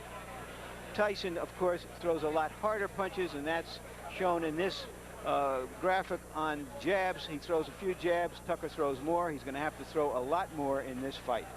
And we will take a look at the rules. That it is an amalgam this time of the IBF, WBC, and WBA. I'd love to have been in those meetings. Must have been like the bar scene in Star Wars. 10-point must system. 3 judges score the fight. No standing 8 count. You can be saved by the bell only in the last round. And, of course, the one that really could have an effect on this fight, the 3 knockdown rule, is in effect, contrary to many fights. Now, let's go up to the ring announcer, Chuck Hull. We'll get the pre-fight introductions.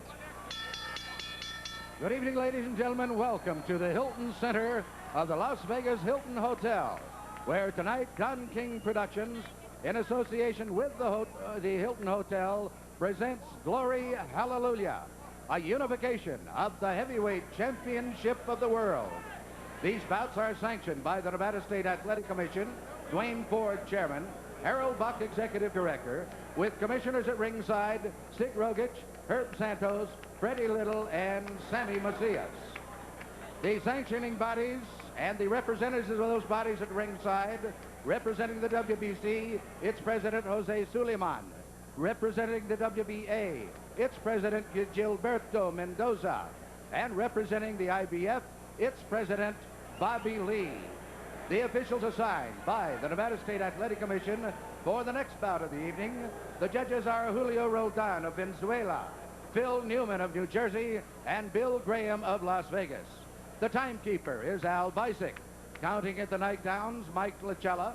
The attending physicians at ringside, Doctors Flip Omansky, Donald Romeo, and Elias Ghanem. And your referee is Mills Lane. This is the main event of the evening. 12 rounds of boxing for the unification of the heavyweight championship of the world. Introducing, in the blue corner, fighting out of Houston, Texas, weighing 221 pounds, with a professional record of 34 wins, no defeats, 29 KOs. He is the IBF heavyweight champion of the world, Tony TNT Tucker.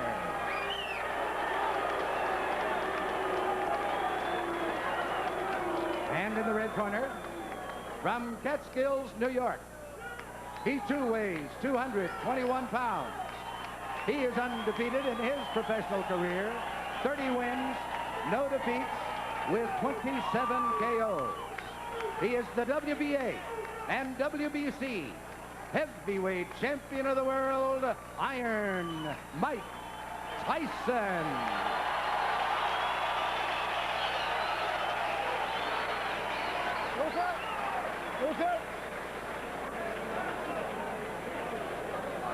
Okay, now, here we go. Now, you've had your instructions in the dressing room to protect yourself at all times.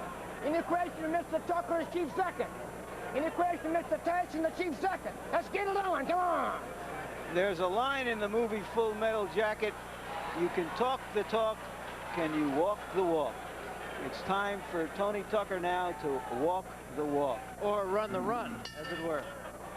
And we'll see what kind of tactic Tucker takes. I was expecting Mike Tyson to jump right on Tony Tucker. Tucker, I had figured that he should at least tie his man up, try to frustrate Mike Tyson. But is he strong enough to do that? Well, that was a good right hand by Tucker. That might have been the best shot that Mike Tyson has ever taken right there. Did you notice that uppercut blocked Mike Tyson? This man, Tucker, may have found out a weakness. He may have seen something.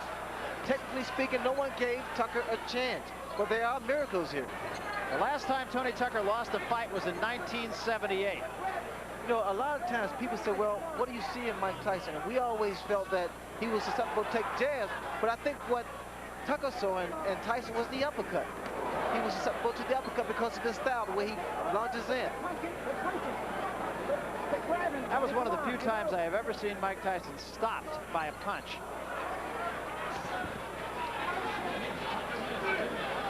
Come on, quick grab. Come on, here we go. What happened then was the best thing that Tucker could have done. Maybe got some respect from Mike Tyson. Tucker said when we talked to him, he said, I'm not worried about what he's going to do to me. I'm worried about what I'm going to do to him. That's confidence. Another right hand. Step back. Come on, here we go.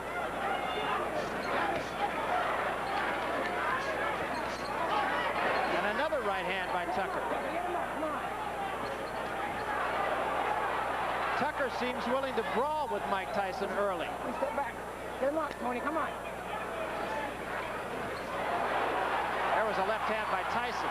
Also, Tony Tucker stated that because no one expected him to win, that was motivation. And he's fighting with sheer motivation here. A lot of confidence. Yeah, he said he likes being the underdog, even though it's the first time he's been one.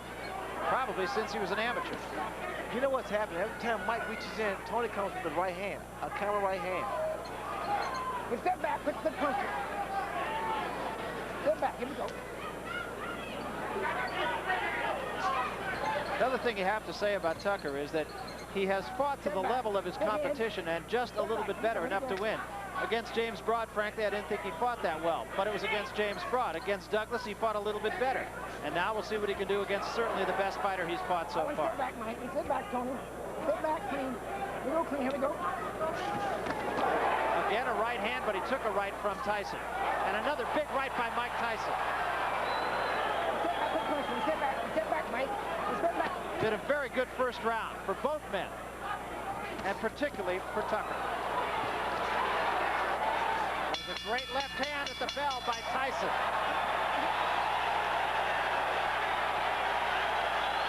Well, Tony Tucker is a 10-to-1 underdog. He wasn't 10-to-1 in that round. You gotta go to the body first. But just like that in the end, you start to pick it up a little bit. You gotta come alive a little bit. You understand me? How you feel? Right there in the end, that's where you gotta fight the guy. You gotta go to body first, then up to the head. Don't look for the one shot to the head. Go to the body.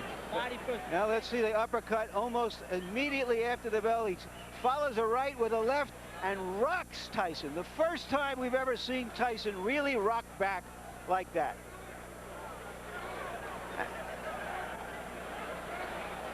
And again, it looks like Tucker has been coached to look for the left hand. Now there's the right hand that landed high on the head of Tucker and did no damage. And sitting way up in left field, folks, is Michael Spinks, sitting in the last row of the balcony here at this place. We'll show you a picture of him later on. Tyson is still trying to keep that pressure going. Time.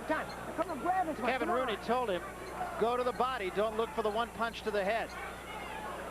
What I like about Tucker is the fact that he's throwing combinations. He's not throwing 1, 2. He's putting 3, 4 punches together. And he's following up with left uppercut, left hooks. Led with the left uppercut that time. Just has to keep those hands high. That's very important. Because Mike is rocking left and right, and looking for an opening. Well, you know, Ray, I hearken back to your fight with Marvin Hagler, where after the first round, there was no question in my mind, at least, that your confidence just really surged, and you have to think the same thing about Tony Tucker. Surviving the first round actually can turn the tables around a fighter. It gives him the confidence, and again, what I like in Tony Tucker, is the fact he's throwing 1, 2, 3. He's following up with the left hook. He's finishing his combinations with the left hook. He's using his height, his reach. Don't look for one shot. Come on, Mike. Step back. Work that 7. Like that. Good body shot by Tyson. That's exactly what Kevin Rooney was telling him to do in the corner. Now, see, this is what Tucker needs to do. Keep tying this man up. Every time he gets inside, you got to tie those arms up and not let Tyson work that body. Tyson is trying to slow Tucker down by body shots. He's working his body, trying to slow those legs down and bring those hands down. Time. That was a little bit low, and I think it's going to draw a warning. You go down there again. Come on.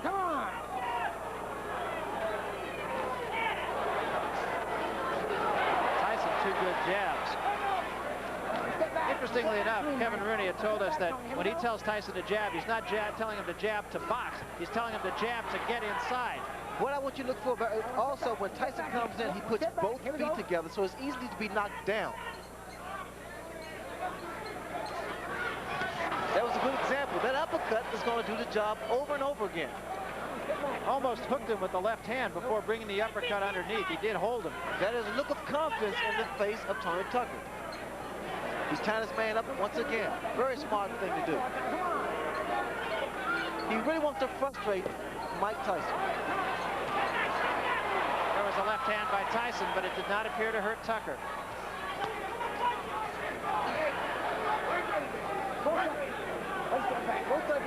Watch those punches underneath. Watch him underneath.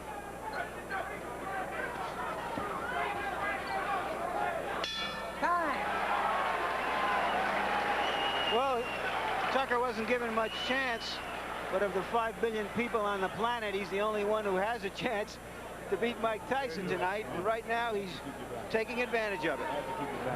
Come on. Yeah, when it come in, come on. See, if you're doing now, keep your balance. When you punch him, walking, turning sideways and walking. Give me the bucket, give me the bucket, give me the bucket. And there's Michael Spinks, way up in the last row of the bleachers here. He went up there as a publicity stunt to get some attention, to get a future fight with Tyson. Of course, when he was in the tournament, that's about as near to the ring as he wanted to get with Tyson. I think that was Bob Euchre sitting next to him, wasn't it?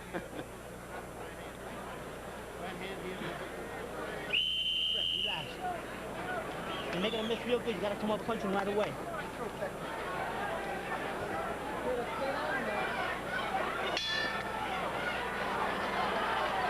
This is the 3rd round. A lot of people did not think it would go this far. Here we go again, tying his man up. Again, very good tactics here. Can't allow Mike Tyson to punch inside. Now we need to see some jabs by Tucker and some lateral movement, which we see now.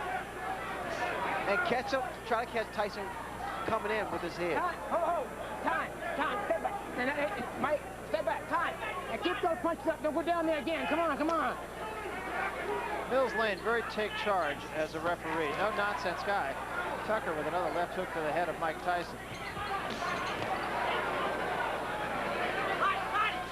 Body first, combination. All right, get off that neck, Tony. Get off that neck.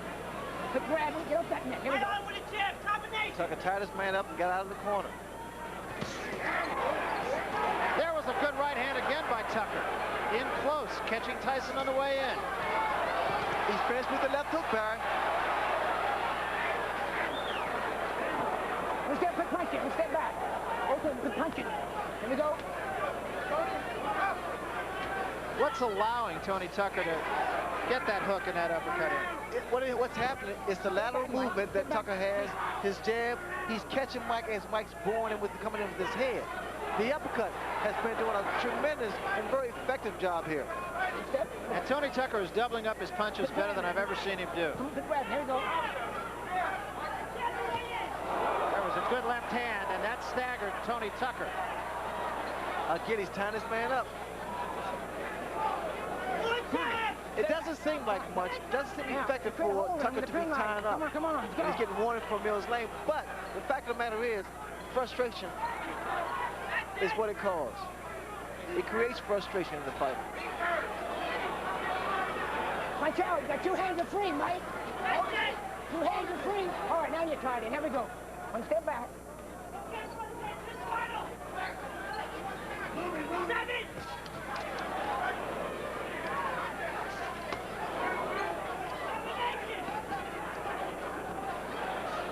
All right, one step back, Mike. One step back, Tony. Watch your hands. Watch the head. Here we go.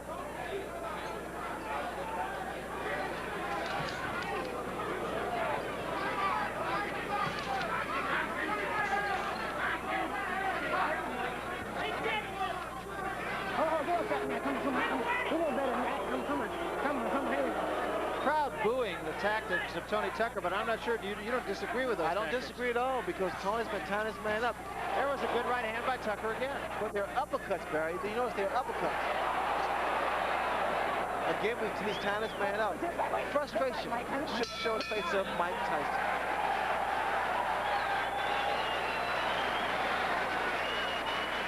There has to be concern now in Tyson's corner. This is the most competitive fight he has ever been in. Going one punch at a time, it makes you miss it any posture at one time, you understand? You gotta use your jab. You gotta box him a little bit, you understand? Get the bounce in your leg.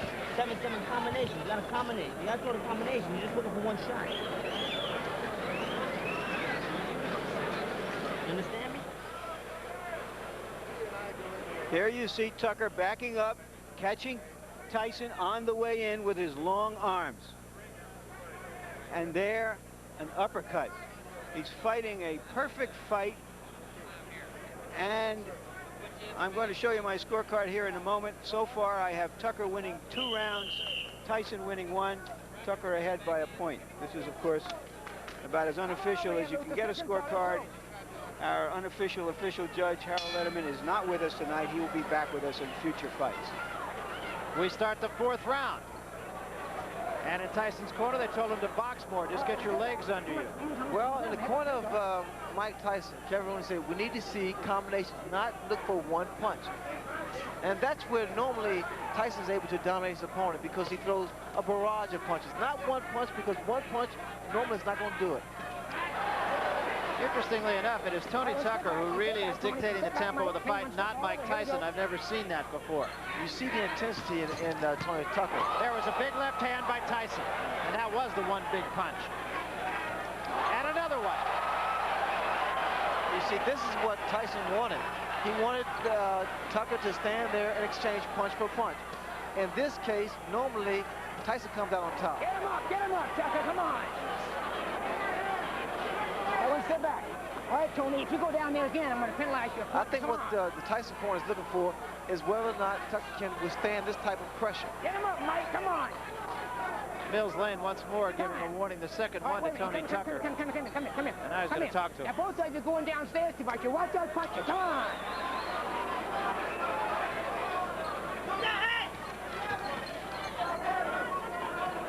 All right, one step back, Mike. Here we go. One step back.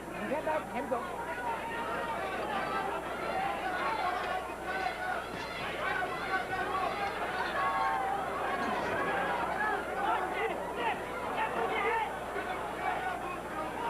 Tyson needs to use his jab to get in because a lot of times he's lunging in, which makes him very, very vulnerable for a counter punch. Right hand. The jab of Tony Tucker is starting to work again. He just has to be more consistent. Step back, here we go. Take it downstairs sometime. He needs to throw a jab downstairs, bring it back up to the head.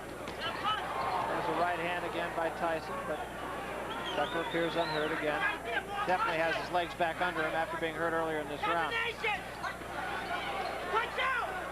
That voice you're hearing is the voice of Kevin Rooney. Push that back. Here we go. Let it down. Let it away. Another good shot. And Tyson with another left hand. 25 seconds left, round 4. Very competitive fight so far. Tyson, Barry, just trying to wear his man down. He's just trying to slow that movement down.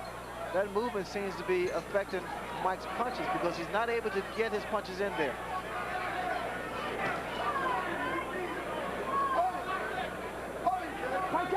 And every time that Tucker stands still, you notice a big left hook land from Mike Tyson. Tyson has settled down in that round, going for a long fight now. Now he knows he just has to fight him, hit him, and if the knockout comes, it comes.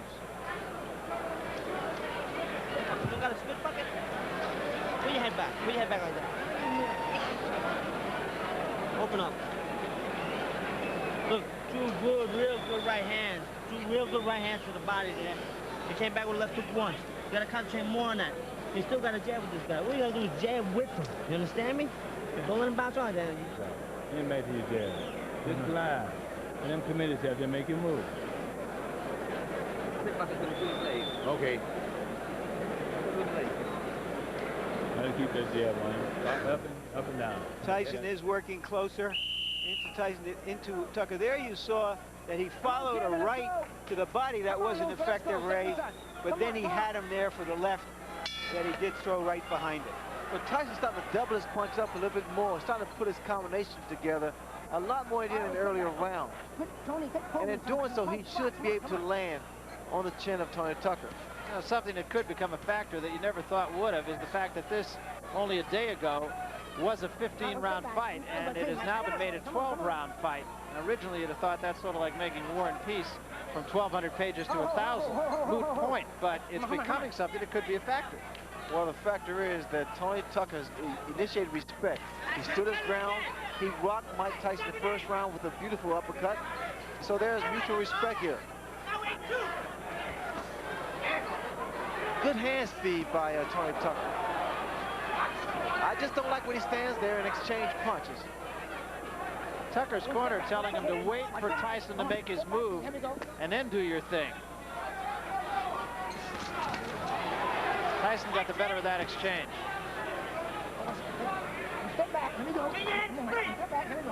Tucker said that everybody that Tyson spot has either run or stood right in front of him, and he said, what I'm going to do is I'm going to move and I'll be firing. And through the first 3 rounds, at any rate, I'm not so sure about the 4th, but the first 3 rounds, exactly what he did. I noticed that Tony Tucker's left hand is starting to drop. That could be very, very inviting for a counter right hand, a lead-off right. There's a left hook. But you notice the left hand of Tony Tucker is starting to drop at his side. And that's been his history. Against James Broad, he had that left hand down at his side virtually all night. And even when he threw the jab, he brought it up from the hip. Well, that's how Buster Douglas was able to drop it, because he had dropped his left hand, and Douglas countered with the right hand.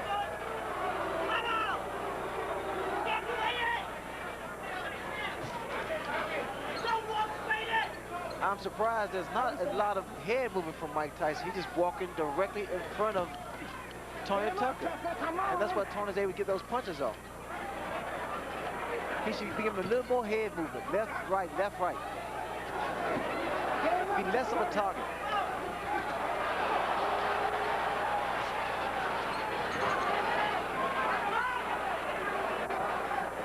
All right, step back. Step back, Mike. Come on, here we go.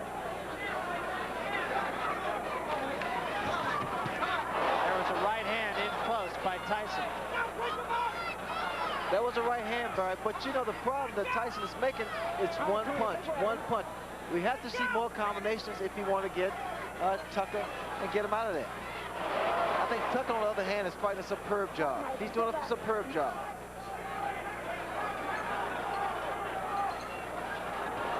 There was a right hand by Tyson. Left missed, right was right there. The cheer you just heard, ladies and gentlemen, is a Las Vegas cheer. The over-under in this fight was the 5th round, which means that if you bet this fight to go past the 5th round and it was an even bet, you have won the bet. You would have heard a cheer either way. Jab, jab, right hand. Jab, right hand to the body, right hand to the head. Spit it out. I think just sip this. Listen, don't get the... Nah, the guy done slowed down a bit. I got it. Yeah, listen up for me. The guy done slowed down now. You know what I'm saying? But you can't wait on him. You got to take the knee, take the initiative. When you hit him, push him off. Don't grab him. Push him off and attack him. You know what I'm saying, baby? It's better for you now. Take control. To the side. Do something different. You're coming straight and you're letting him run around. He's running around. You gotta change it up just a little bit. You understand? More jabs. More jabs. Bad intention. Jody point with bad intention. You get the feeling from Tucker's corner, Ray, that they think this fight is winnable. Did you see that? Now, that was an interesting scenario. Tucker was trying to get his handlers in seconds out of the ring. The bell had rung. They were so excited about the prospect of possibly winning the fight, they forgot to put his mouthpiece in. You can understand now, Ray, why Michael Spinks didn't want to fight Tony Tucker. So I think Tony Tucker has surprised a lot of people. Right hand by Tyson. Tucker's corner want him not to tie his man up, which I think is a good move because it doesn't allow Tyson to punch. But instead, they wanted to push Tyson off and go at him, which I think could be a costly mistake. Mike Tyson's perpetual motion. He's always coming, so you have to break his rhythm, either with a jab or to tie him up and break that rhythm. I haven't seen anybody be able to push him off. And I think he's probably fought stronger fighters. Well, pushing a man off doesn't necessarily help because you expended energy by pushing your man off. Right hand by Tyson. Back Tucker up. Oh, one step back, Mike. Tyson's corner, you heard Kevin Rooney say bad intentions. That's become kind of a catchphrase between Rooney and Tyson. One step back, clean. Here we go. One step back. One step back. Here we go. Tyson's just walking his man down, trying to catch up with him. The mistake Tyson's making, he's following Tucker around the ring. Got to cut the ring off. In doing so, you either move right or either left, depending upon which direction your man is moving. Here, Tucker is moving to his right. And what Mike has to do is move to his left to cut his man off. All right, well, step back. Come on, step back. Punching this. Come on.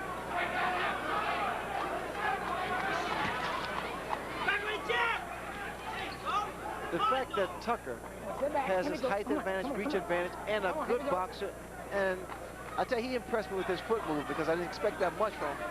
But the fact of the matter is, it's making matters very, very tough for Mike Tyson to get inside. Tyson looks right now like he's in it for the long haul here. And there was a big right hand.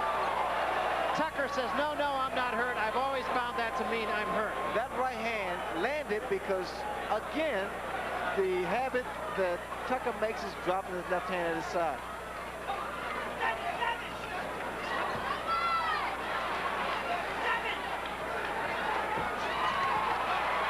And he took another right hand, got cute, and paid the price. I think he's watched my fight before. Yeah, I think he has too. I think his timing is not as good as yours.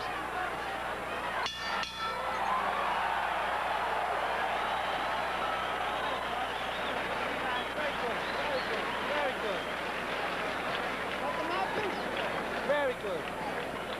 Wow. Got a little spring in the leg. Got a little bounce into them legs. And using that jab the same way. And that right hand, you see you hit him with the right hand. You gotta do more of that. He's a difficult guy to fight. He's moving. Whenever you get close, he grabs you. I haven't seen you punch out once yet. Let's take a look at that right hand that Mike Tyson got in. Here you see him use the left hand just as a way to get in and then firing the right behind it. Now this is good fighting now that he's settled down. The great fighters don't go out looking for a quick knockout. The great fighters go out and fight. And when the opportunity for the big punch comes in, they take it like that. Second shot. And here's my scorecard so far. I have Tyson coming on in the last 3 rounds because Tucker has not been throwing as many punches as he did earlier. That little bit of insolence he had at the start of the fight to establish himself doesn't seem to be there anymore. He has to go on the attack.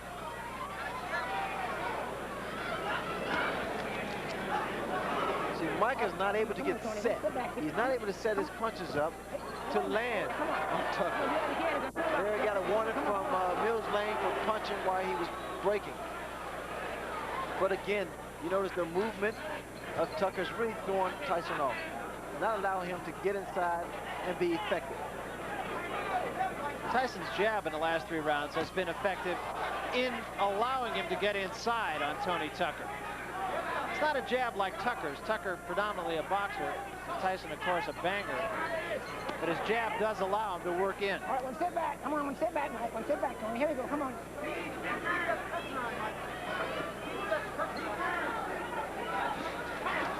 And we see Tucker trying to at least get a second win. All right, watch the head. Watch the head, Mike. Come on, come on, come on. Come on, box. You're grabbing too much. Come on, watch the head. I'm impressed. But Tucker's really doing a fantastic job. He hasn't been as tense as he was in the first fight, has he, Ray? Where he was just like he was just come out of an ice box. How tense and tentative he was in the fight with Douglas. He appeared to be as loose throughout most of this fight. No, he's very relaxed. I think what did it was that first round when he rocked Mike Tyson. He said, hey, I can punch too.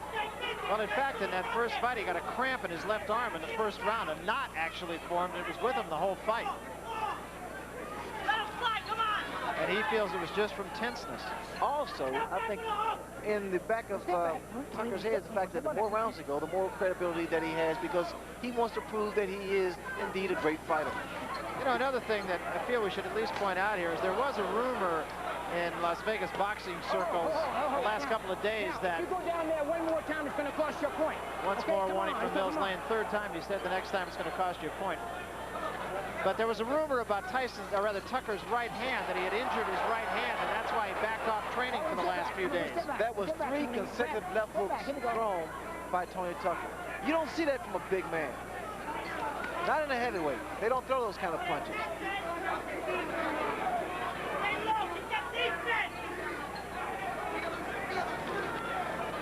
He's punching, Tucker's punching, tying up. Here we go. Once again, Tucker trying to get cute, and again getting the worst of it, and still mugging with Tyson, which brings the crowd alive. Well, when you do that, and I know from experience because I invented it, you got to be very careful because you're so vulnerable for a counter punch. Here we go. Ray, we have to give Muhammad Ali a little credit for that tactic. I don't think so, no. Just a little bit. I think that's a sign of frustration that somehow he has been unable to get back what he had in the first 3 rounds of the fight. The winning round's pretty easy, but you can win them easy if you use your jab a little bit more. And you gotta listen, you gotta concentrate on getting inside and punching out. Punch out. You let him hold. You let him hold. Don't say that. Don't say that. Don't even think that way. Give me that. Spit it out. Swallow it. You understand? You don't even think of that. Let these punches go. Rip these punches. The bandit punches. Now there you see, he's pointing at him. He's winding up. And he's going to get hit by Tyson's jab. Talk about deflating somebody's balloon. Here we go. That 7th round with Tony Tucker being animated on his antics, the key to that is the fact from a psychological standpoint, with the fighters intimidating this Hagler. I mean, I'm sorry, Hagler's on my mind now. But Tyson, it really affects a fighter, especially when the champion can't get his punches off. It worked for me, and I'm sure Tucker thinks it's going to work for him. Well, it is a fact. Tony Tucker has watched the tape of the Sugar Ray Leonard Marvin Hagler fight on numerous occasions. His father has kind of used that as a tool to get his charge going.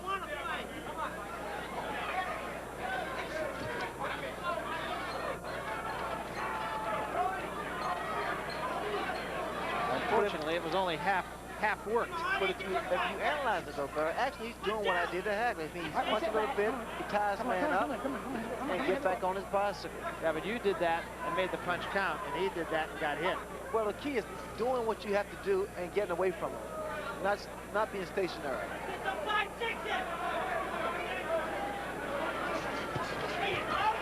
On the left hand. Okay, I like that in Mike Tyson because he's throwing combinations again. But whenever he throws, looks for one shot, he's talking for a long, long night. In the middle of the last round, we talked about the rumor of Tony Tucker's right hand, and I've been watching him since that time. I've not seen him throw the right hand in anger since the middle of the last round. I hadn't noticed before that, but let's see when he does throw that right hand, or if he throws the right hand. Well, in a fight of this intensity, this magnitude, when you're fighting, you really don't feel it because those adrenaline's flowing, and you don't feel the pain. He did throw a right uppercut there, which missed.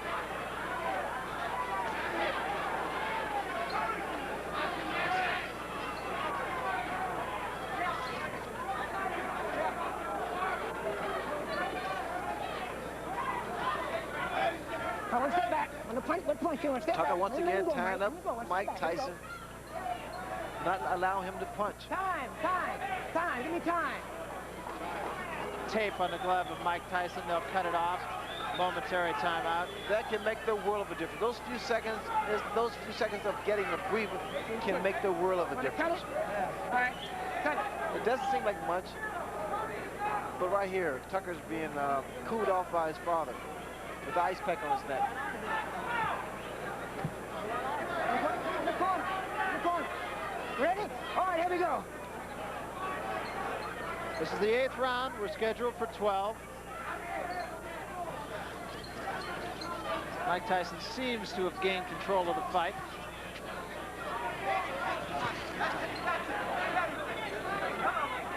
That right hand seems to have hurt Tucker. His knees seem to buckle just for a second. Right hand up on the top of the head. When guys are in tremendous shape, it's very tough to see what, to tell whether or not they're hurt or not.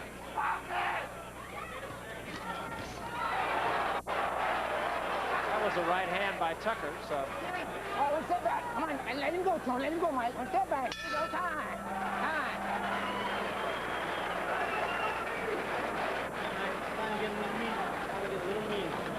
Time out, please. Take a deep breath. Lean back, take a real deep breath. Deep breath, let it out slow. Take it on, one more. Time to get a little meaner in here now. Open up. Foot off the rope, will you? Spit that out. Spit that right out. There we go. Open up again. There we go. Stump your foot, raise your hand. Keep him tied up in knots all the time. Outside that box like you're doing, you're thinking you're looking like a champ. You're looking great. Frustrating, baby. He's hoping they can hit sneak punch with one good shot and hurt you.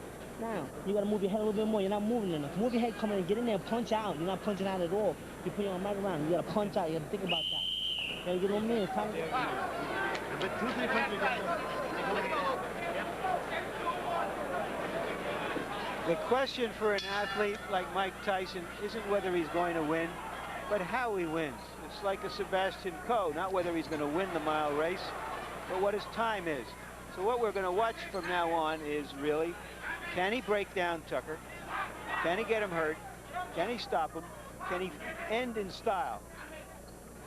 Kevin Rooney in Tyson's corner said to move your head a little bit more.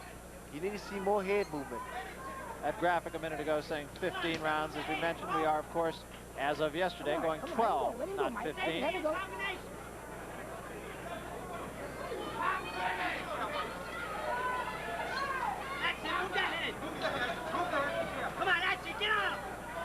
You can hear Kevin Rooney yelling in the background. Get on him, he said.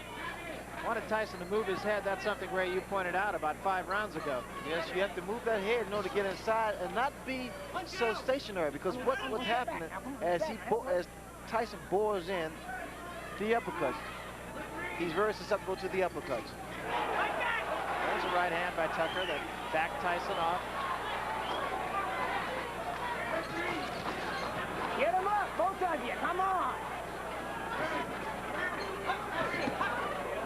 Good body shot by Mike Tyson. Step back. Let him go, Tony. Let him go. Here we go.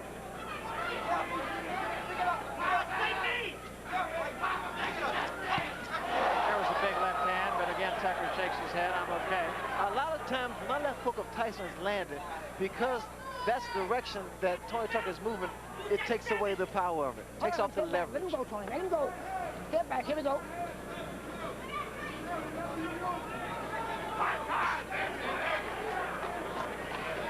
Come on, let him go. Let him go. And box with it. Punch it. Punch free.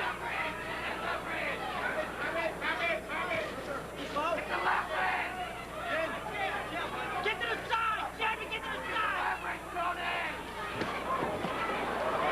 hand right above us by Tyson.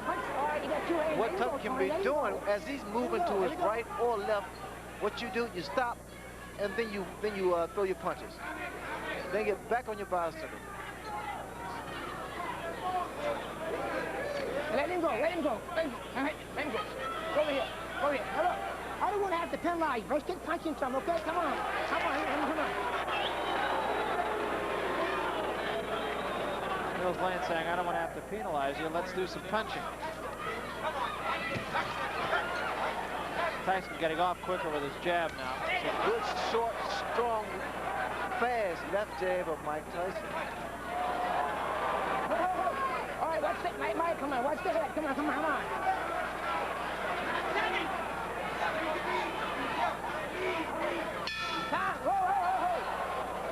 Now it appears the instinct for self-preservation has kicked in with Tucker, more interested in defending himself than in attacking his opponent. Open up. And all you gotta do is throw your jab a little bit more. Where's the body shot? I haven't seen a 5-6 all night. Spit that out here. Here we go. Let me get in here, Mike. He's working on the glove plate. I want you to try and jab. Okay, here comes the unofficial judge. That's me. I did score the 8th round even. I have Tyson ahead 88-84. That means by 4 rounds. And unless Tucker can put some real hurt on him, he's lost the fight. He has to knock him down or stop him. Keep him by surprise. On my card.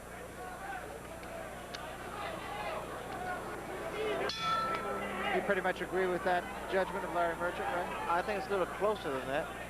But these last few rounds here are very, very important.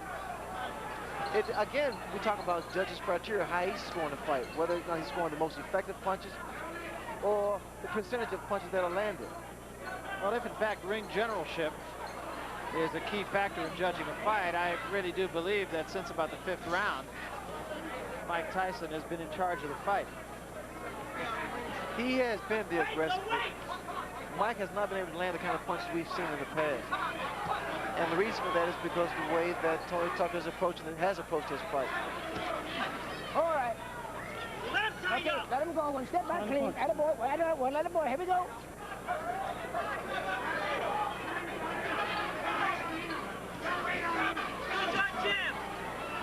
Time. Go over here. Come here. And now Mike Tyson will get his All right, here we go. Come on. drawers lifted rather than his hand. Tony Tucker's right hand now is dropping, and that is asking for Mike Tyson's left hook. Tyson continually putting pressure on Tucker now. Come on. Watch that back. And get that head up. Watch that head. See, Mike can't get his left hook in because he's coming in first with his head.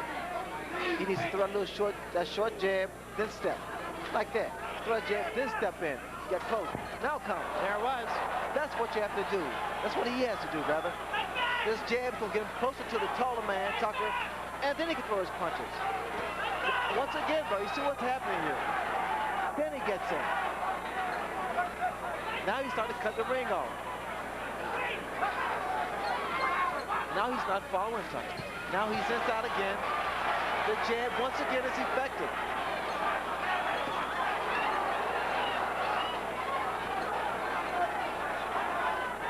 As effectively as I've seen Mike Tyson jab.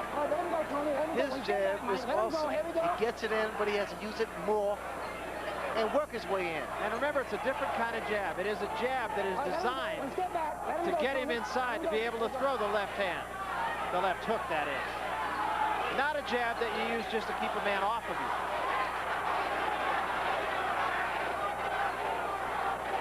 Mike can't keep running with this chin like that. Not with the hand speed of Tony Tucker. And that height of Tony Tucker. Oh, let him go. One step back, Mike. Let him go, Tony. Let him go. Here we go. I'm almost expecting someone to go down because a lot of times both guys are reaching in with their chins first. Tyson was a little short with both that right and the left.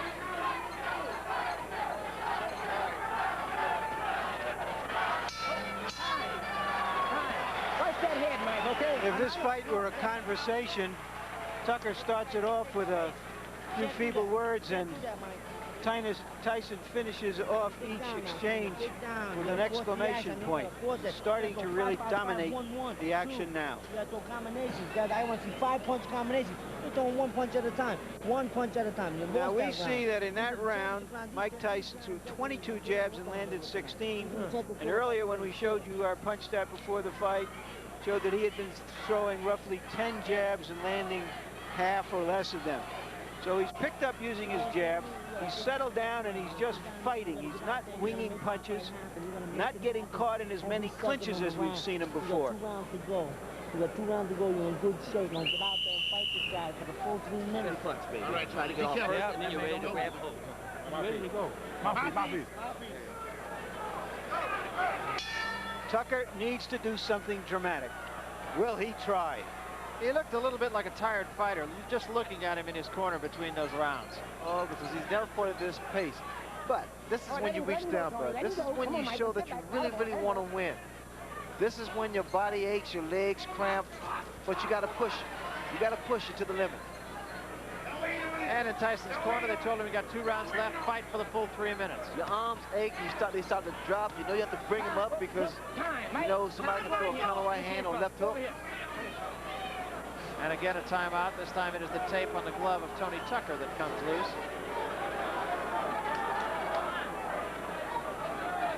Again, Tyson has to throw his jab and get closer, get inside. He'll work his way inside. That jab was going to get him closer.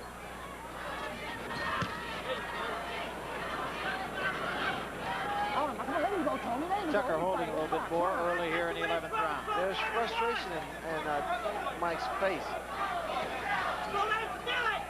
And the reason there's frustration is because of what Tucker's doing. He's tying his man up. Those little antics there sometimes work.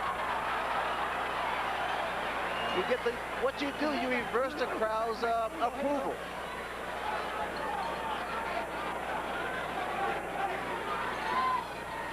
I mean, he's fighting his fight. He's doing his thing. He doesn't care what people say on the books or write in the books. Well, if nothing else, you got to say Tony Tucker did fight Mike Tyson, and there's been a lot of Tyson opponents that haven't done that. Good left hook by Mike Tyson.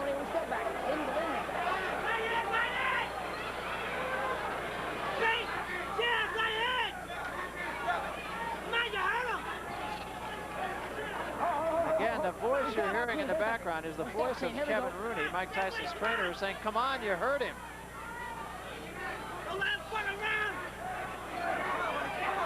I mean, just check out Tony Tucker. He's a man of confidence. All right, step back. Let him go, Tony. Let him go. Come on, step back. Let him go. Here we go. Come on, so let's do it. Hey, come on.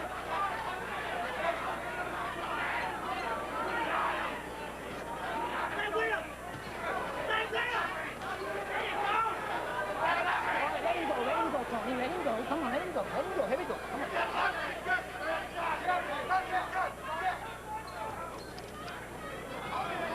All right, both of you. Come on, this box a little bit. Tony, quick grab it. Come on, let's go.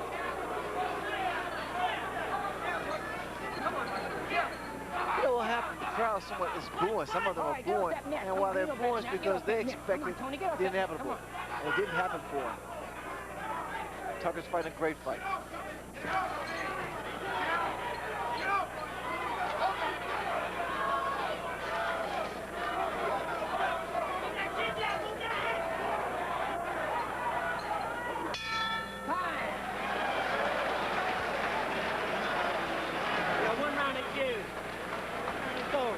Too close that round. Too close to comfort. Hey, give me this thing over there. Here, take this one. Take this one, Tony. Spit that out. 3 minutes. Spit it out. Right here. Get it. Last round. Last round. Yeah, back. Drink this. Drink it. Last round. Last round. Yeah, I'm Tony. You do there. Throw him in combination. Throw him in combination. Step to the left or right. Get in. Don't let him get in an off. Let him get in off on This is a push around here. Breathe slow. Stay on. Because this guy's gonna try his best to steal this round. You understand? Yeah. They did. They got a shot. And with these guns, I don't know. You understand? Man, I want to win this round big. You understand? Yeah. Get out there and do something with this fucking round. Don't bullshit. Get in there with that championship.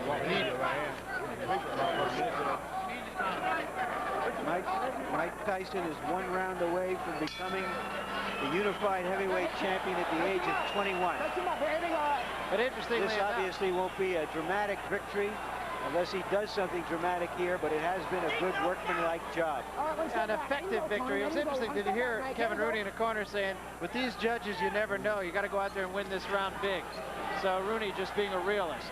I have to say something, bro. You know, when Tony Tucker won the title against Buster Douglas, I felt that he needed more experience to deal with Mike Tyson, that he wasn't strong enough, nor had the experience to deal with Mike Tyson. I said, it'd probably be a blowout.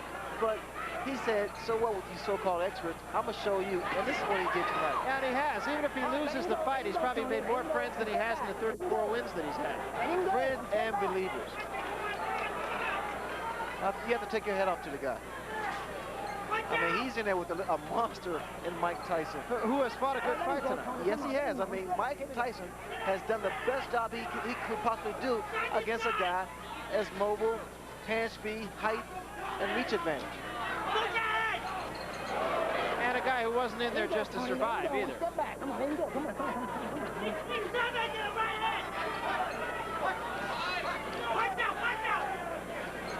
All right, well, step back, Mike. Here we go. Tony Tucker, as Larry Merchant's always fond of saying, he had the big hat, and while maybe he didn't have all the cattle, at least he had a couple of cows.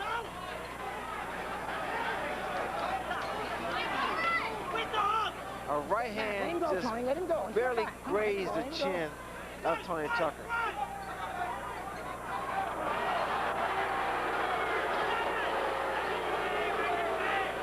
Crowd getting a little tired of that.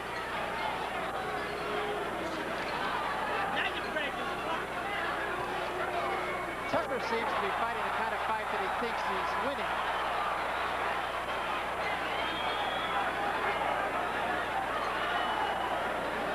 All right, stay back. Let him go. Here we go.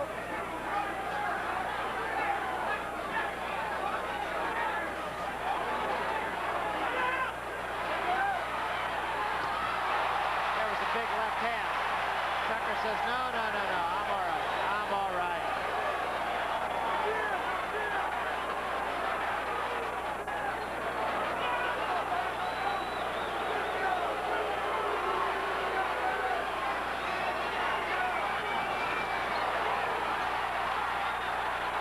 Finishing with a flourish. And so is Tucker. Great finish to a pretty entertaining evening.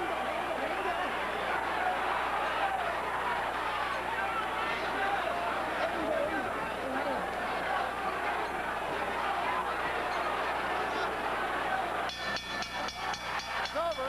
Well, Tony Tucker talked the talk and walked the walk. He fought him. And he was a better fighter than most of us knew that he was. There's an old saying in boxing, you never know how good an unbeaten fighter is.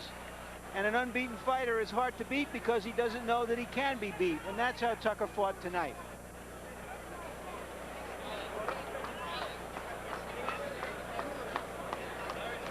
Conversation going on between the two. This seems of a friendly nature. No, you gotta wait right. All I'm gonna say is, praise the Lord, Mike. Praise the Lord, baby. Tony Tucker, very religious man.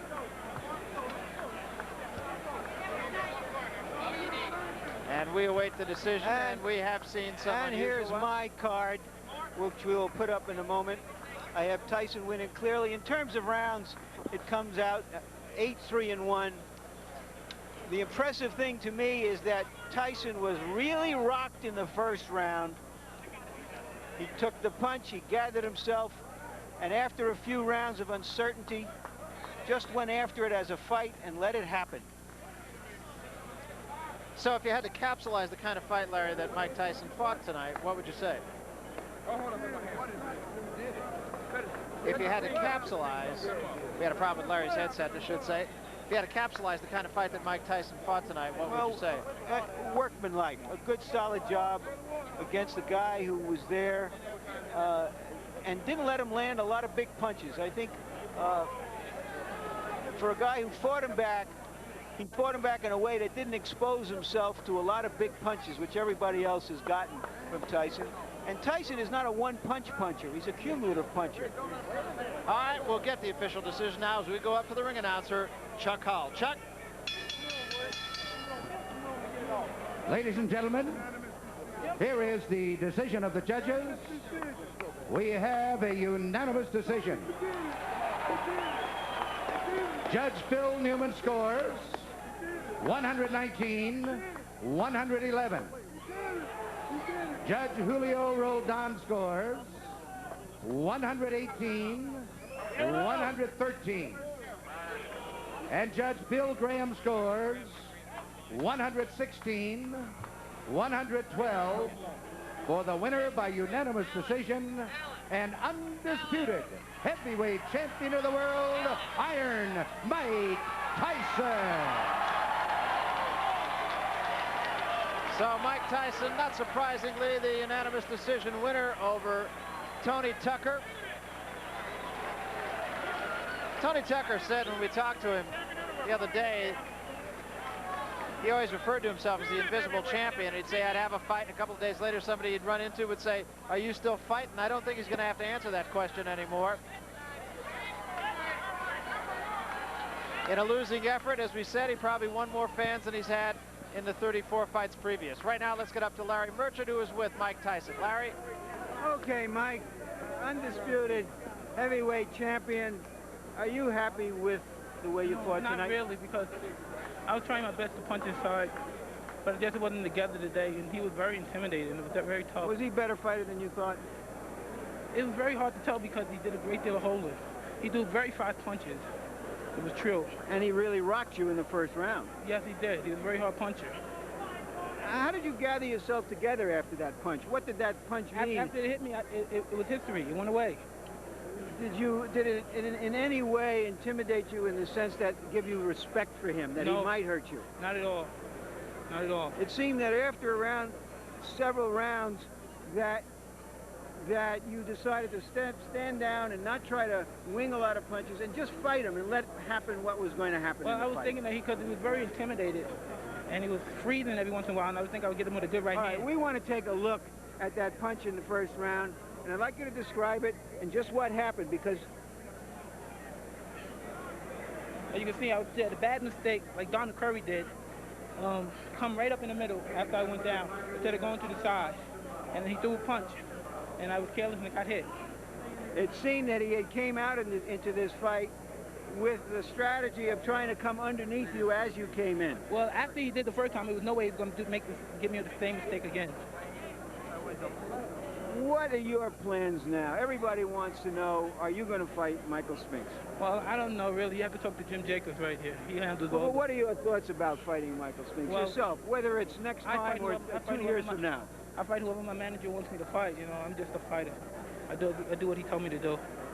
You're not as happy as one would think you would be from being the undisputed heavyweight champion of the world, Mike. Because, you know, as long as you make mistakes, I tell you, you have no means to be happy. I'm a perfectionist. I want to be perfect.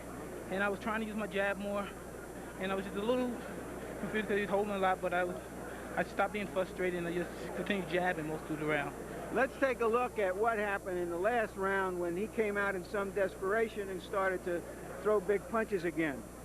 Describe what you see. What was all of this jiving and antics? He was a little intimidating. He was trying to make me think that he was fresh and he was ready to go when he was not tired. I wasn't expecting him. But look, as soon as I come in, he grabs me. Mike, congratulations. Thank you, Larry. Undisputed champion, 21 years old.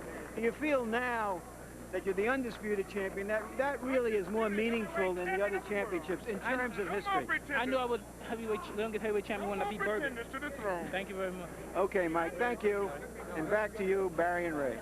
Okay, thanks very much, Larry Merchant and Mike Tyson. Ray, I asked Larry Merchant how he would evaluate Mike Tyson's performance. Let me ask you not only how you would evaluate Mike Tyson's performance, but how you would evaluate Tony Tucker's performance. I mean, I think words can not really describe what I feel for Tony Tucker. I think what he displayed tonight was the fact that he was a nonconformist. He did what a lot of us didn't think he could do. And that's why I respect the man so much, because he boxed, he clinched, he fought a very strategic, a very tactical, a very intelligent fight. I had the feeling that he tried to borrow a page from the Ray Leonard playbook. When we talked to him just the other day, we talked about the fact that he watched your fight a lot. You talked to him a great deal about what you had to do to win, and it seems like he heeded that advice.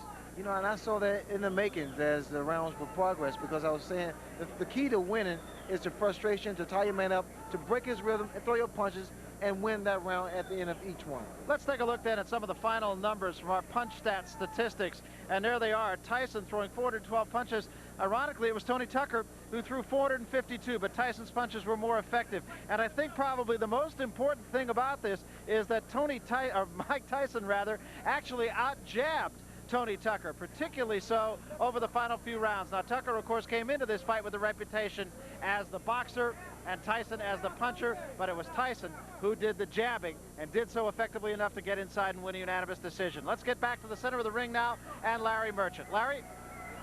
Tony, you fought a lot better fight than many people thought you were capable of. You really hurt him early in the first round. What happened after that? Why couldn't you follow up on him? Well, you know, it wasn't no secret in the game. Early in the training, I hurt my right hand. And it was giving me some problems after the second round when I hit him, but I thought I still outboxed him.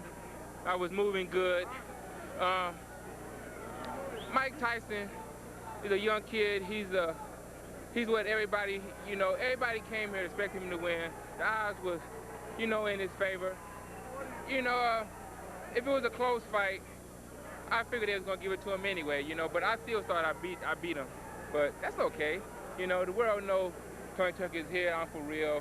And, you know, I praise God, you know, because he seen me through the fight and he protected me, and neither one of us, you know, got hurt, injured, so where we couldn't continue. But I still praise God, and I'm happy, you know, that I'm here.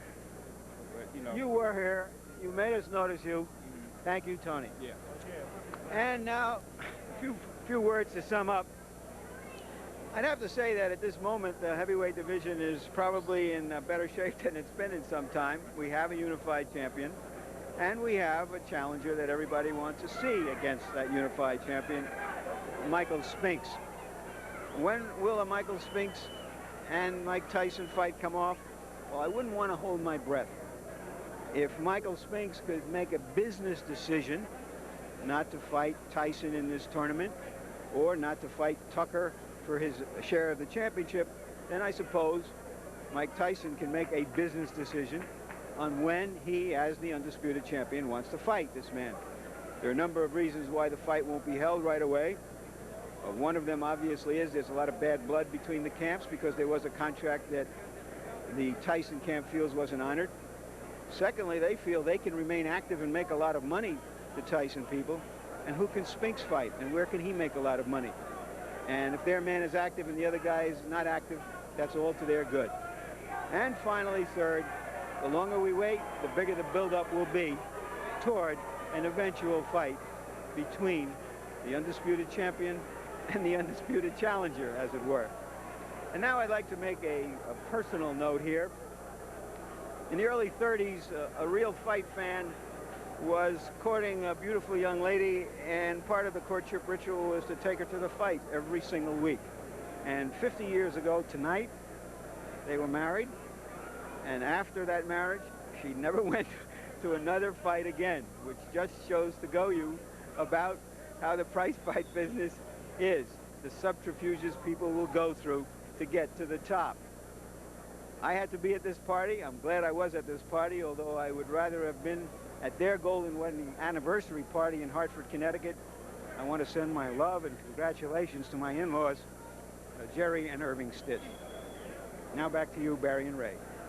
Okay, thanks, Larry. Let's address the Spinks-Tyson eventuality. And Ray, let me put you inside the head, if I can, of both Michael Spinks and Mike Tyson. Let's forget for a minute about the Jimmy Jacobs and the Butch Lewis and all the politics and all the legal affairs. Do you think these two guys really want to get at it and just get it on as soon as possible, or would they rather just respect each other's respective titles, if you will, even though Spinks really doesn't have one, and just wait a little bit? You know, Barry, at this point now, I think it's actually public demand. I think the public wants to see Michael Spinks and Mike Tyson go at it.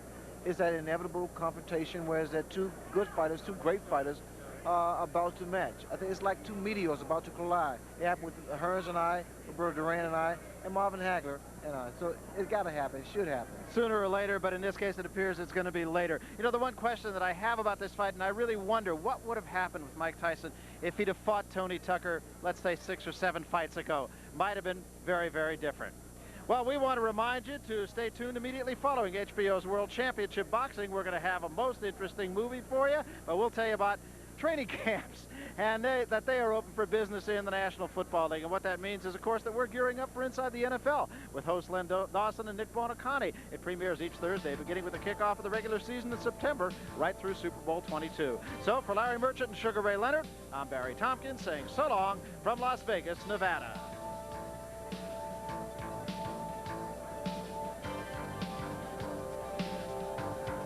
The executive producer of HBO Sports and the producer of tonight's telecast was Ross Greenberg. The fight was directed by Mark Payton. The feature producers, Michael J. Whalen and Steve Salvatore. The associate producer was David Harmon. The assistant to the producer, Brian A. McDonald. And the production managers, Judy Drost, and so long to Angela Mancuso. Where I'm going, I don't know. Which way the wind is blowing, I don't know.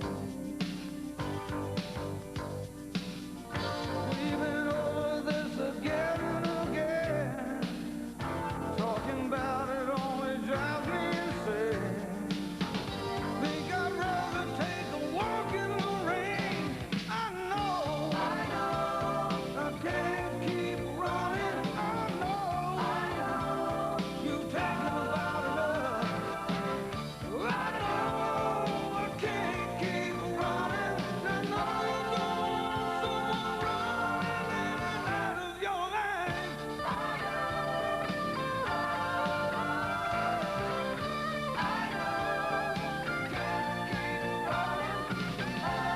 This is Ross for the chance to compete in the 1984 Olympic Games. I saw Tyson lose 2 fights as an amateur. He made a whole lot of mistakes as an amateur. Mike Tyson lost the decision, and with it his Olympic dreams. Meanwhile, a celebrated super heavyweight, Tyrell Biggs, looked on. And in the summer of '84, it was Biggs who captured a gold medal. I think Tyrell Biggs was a brilliant amateur fighter. He made the country proud and captured a gold medal for us. But even in victory, the gold medal quickly lost some of its luster. When they turned pro, Biggs' career took a backward step, and Tyson's stock rose sharply. He was fighting nobody. He was fighting bums. I didn't think much of him then because the caliber of opponents that he was fighting. That was Tyrell's impression, but as the opponents grew in stature, Tyson looked unstoppable. There was an uppercut. What a shot. Tyson became the hottest commodity in boxing on his way to the heavyweight title, while Biggs' pro career got off to a shaky start. Well, as the early professional, Tyrell Biggs had problems adapting to the professional style, but as time went on, he developed into a very fine professional fighter. Today, they are the champion and the challenger. Tyson and Biggs meet head-on. Trevor Berbick, should point out, has been down twice. There's another big shot by Tyson. Berbick in a heap of trouble. Down he goes.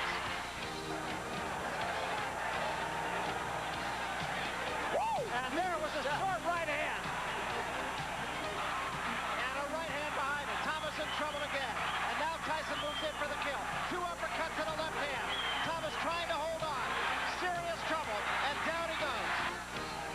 And he's still got 45 seconds to do that. And I don't think he's going to do it. Richard Steele steps in and stops the fight. There's one of the great comebacks. I knew at some point in time, whether it be in amateurs or in professionals, that I was going to eventually meet up with Mike Tyson. Well, today, Tyrell Biggs is a very skillful fighter, and I look forward to matching my skills against his.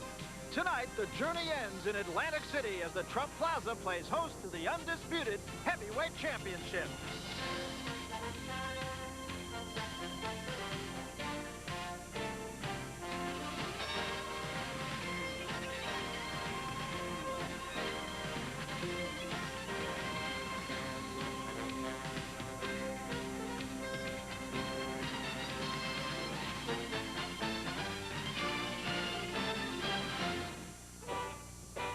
It was back in the roaring 20s when New Jersey first hosted a heavyweight championship fight. The legendary Jack Dempsey met Frenchman Georges Carpentier on July 2nd, 1921. A 100,000-seat stadium was built in Jersey City as Dempsey knocked out Carpentier in 4 to retain his title, earning boxing's first million-dollar gate. Back then, people flocked to a popular resort community in the southern part of the state. And some 66 years later, we're live in the Convention Center at Atlantic City, New Jersey, where undisputed heavyweight champion Mike Tyson defends his IBF, WBA, and WBC titles against the #1 contender, Tyrell Biggs. We're scheduled for 15 rounds. A capacity crowd of 12,000 fans has made its way into this indoor facility on the boardwalk. Now, for the first time, a sense of doubt for a Mike Tyson title fight. The once indestructible and immovable force has been turned beatable by boxing experts and by the general public. That is what has sold out this arena, and that is why there's such an air of anticipation in the Convention Center tonight. Hello, everybody. I'm Barry Tompkins. Welcome to Atlantic City. You know, it was just about 13 months ago that Tyrell Biggs fought an overweight 254-pound punching bag named Purcell Davis. He won a decision, but the press at that time said if they were to match Biggs with Tyson right then, it would be a gross mismatch. Now, here we are just over a year later, and everybody is saying, experts whose opinions I have to admit I value very much, are saying that when this fight is over, the hand of a new champion will be raised, and that hand will belong to Tyrell Biggs. Well, with us as always, the champ, Sugar Ray Leonard. And Ray, the thing that strikes me is for Tyrell Biggs' last 5 fights, there's been some criticism about him. He hasn't got it. He did this wrong. He did that wrong. He did the other thing wrong. And yet, people like Michael Katz, people like Larry Merchant, people, as I said, whose opinions I respect, are giving him a legitimate chance tonight against Tyson. What about Ray Leonard? Well, I personally feel that Tyrell Biggs possessed the tools, the physical tools, to be effective against a fight like Mike Tyson. And the reason I say this is because in against David Bay, he showed the counter combinations that is very effective against a guy who comes in with a crouching style, the uppercut and the right hand. So Biggs has to concentrate each and every round. I think it's a given that movement is what, if anything, can beat Mike Tyson. But you also have to be able to punch once you do get him out of position. And I guess the question I have to ask is, can Tyrell Biggs punch? Well, he doesn't necessarily have to punch hard. The fact of the matter is, he has to keep him off balance, break his rhythm with the left jab, and give him angles, give him lateral movement. We know there's kind of a hackneyed ideology that numbers don't lie.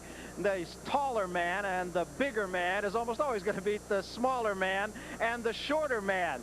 That's usually the case, unless the smaller, shorter man's name is Mike Tyson.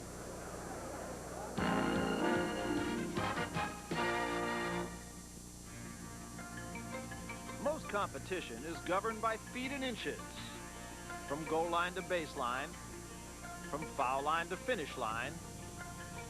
The outcome is often the result of these boundaries. But in some sports, the measurements of the human body are thought to be of greater value, such as in boxing, where every portion of the fighter's anatomy is recorded and critiqued. For Mike Tyson, the most scrutinized measurement of all is his height. Is he really 5'11 and a half as reported, or is he shorter? For the press, it's become a very popular question. I'm tall enough to be heavyweight champ of the world at least 10 times a day, let alone the press asking me how tall I am. People in general saying, you're not as big as I thought you was. Guys, your size doing all that damage. I always thought you were bigger. How big is big? Well, if the average male height is 5'9" inches, and the average heavyweight champion is 6'1 3/4 inches, then how tall is Mike Tyson? As reported and often contested, Mike Tyson is exactly 5 feet 11 1/2 inches. History has proven that short heavyweights do make legitimate champions. At 5'7" inches, Tommy Burns is the shortest boxer to ever wear the heavyweight crown. A former middleweight champ, The 175-pound Burns successfully defended his heavyweight title 11 times before losing to Jack Johnson. Standing 5'10 1/4, Rocky Marciano was heavyweight boxing's most remembered short champion.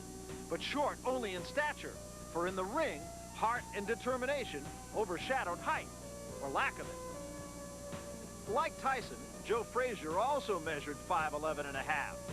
Known for his left hook and devastating body punches, height was of no object when this heavyweight connected. Tyson's opponents have averaged 6'2 1/2, and only 2 have stood less than 6 feet. In boxing, it is often said that the taller fighter has a height advantage. But in the Tyson camp, these fighters have a marked disadvantage. I think, you know, it's to my advantage because most fighters are used to fighting opponents 6'3", 6'2", the average heavyweight. And I feel that I use it to my advantage because I move my head, I'm very quick, and I'm low to the ground, and it's very difficult to hit me. I crouch low just to make my opponents punch down because I know where they're going to punch at because I'm down there and I'm looking at them because I'm so low, and I come up, I feel it's to my advantage because they can't see most of my punches coming. I get a lot of leverage from my punches, and it doesn't matter if I punch up or straight or down or around, I have good leverage. His lower body strength provides the leverage necessary to throw powerful punches in an upward movement against taller fighters. As depicted here against the 6'5" Jose Ribalta. Is it then feasible that the taller opponent is at a disadvantage, since there's probably less leverage gained when punching downward at the shorter Tyson? Perhaps another misconstrued measurement is the reach philosophy. The longer the reach, the greater the advantage. It's logical to assume that a longer reach increases a fighter's chances of landing more jabs. But once again, the Tyson camp disagrees. Jabbing doesn't have anything to do with the length of your arms or anything. Jabbing is all to do with timing. If you throw your jab at the right time, you could be 5'6", and I'll jab a guy 6'4". This was evident in his last fight against Tony Tucker, when Tyson gave up 5.5 inches in height and 10.5 inches in reach. Still, he connected with more jabs. I like the fact that I'm unique as being one of the shortest heavyweights in the history and having the second shortest reach in history, and still I'm tremendously successful. Perhaps one day a method will exist to calculate a fighter's heart and skill, a day when the advantage or disadvantage will have nothing to do with measures of height or reach. On that day, we may then discover that the sport of boxing is not just a matter of inches. And if I could come back as a guy 6'3", 6'4", I would never want to change. When I was young, I used to always say, God, I'm just a midget. I'm never going to grow. I'm never going to be anything because I'm too short to do any kind of sports, anything. But then, you know, I started believing in myself, and things worked out right. So, according to Mike Tyson, sometimes the numbers do lie, but take a look at these numbers. The opponents that Mike Tyson has fought who are over 6 feet 4 inches tall, as Biggs is tonight. Tillis, who is 6'1", a decision in 10 rounds. 4 of the 5 names that you see, Tucker, Smith, Ribalta, Green, and Tillis, went the route with Mike Tyson. And tonight, Mike Tyson at 5'11 1/2, that's legitimate, 6'4 3/4. Tyrell Biggs, the reach, Mike Tyson says it won't make any difference. Challengers, you know, have just not fared very well in this bastion of Miss Americas and bus tours. Georges Carpentier came and went back in 1921, and Scott Frank was sent packing by Larry Holmes in 1983. Well, tonight, Tyrell Biggs tries to turn a gold medal into green pastures as he takes on Mike Tyson for the undisputed heavyweight championship. With more on the interesting aspects of this fight, here's Larry Merchant. Good evening. And since what we all want is a good evening, a good fight, I guess I find myself wondering now whether that's part of the reason why so many knowledgeable boxing people, and me, are making a case for Tyrell Biggs. How much wishful thinking is involved? The case is this. We all know that Mike Tyson is a young whirlwind, but flawed. And we all know that a real disciplined, poised, skilled boxer often can neutralize a whirlwind, a brawler. So, if Tyrell Biggs fights his best fight, his most brilliant fight, his bravest fight, well, who knows? Another reason why the case is being made is that it probably can't be made for any other heavyweight out there. But the case itself has a flaw. The flaw is that Tyrell Biggs has never shown the authority of a champion, the ability to rule that square of truth out there, the ability to dominate, to impose his will on opponents. He has never fought the perfect fight with his theoretically perfect boxing skills. What he has done, impressively, is fight under duress. And if there's one thing we do know tonight, he will be under duress again.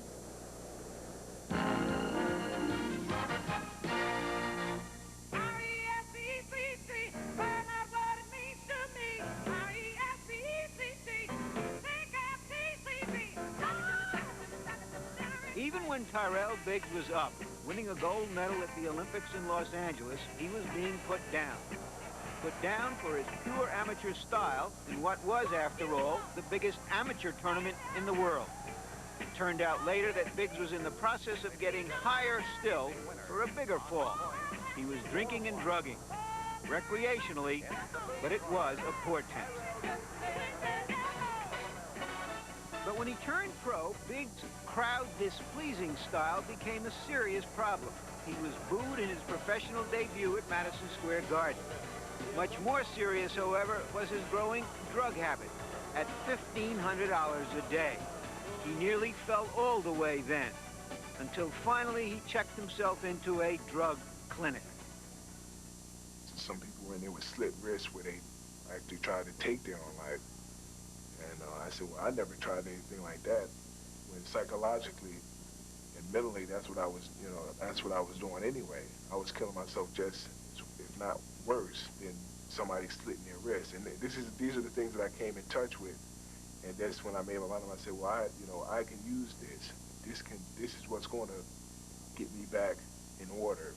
If I can take these tools that they give you and use them the proper way, I can clean myself up.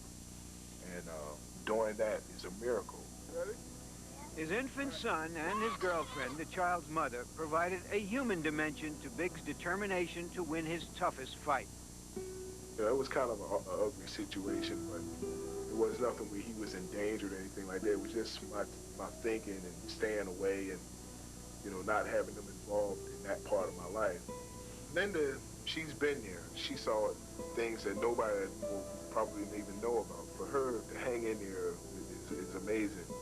And as far as Tyrell is concerned, I mean, he gives me energy. He's what I live for. He looks up to me. To feel that love from him, and he depends on me, and I want to be there for him. I don't want to be a failure. What was thought to be a turnaround in and out of the ring was dramatized in his 9th pro fight when his right collarbone was broken by Jeff Sims, a dangerous journeyman. Biggs responded, though in pain, by dominating the rest of the fight with one hand, his left.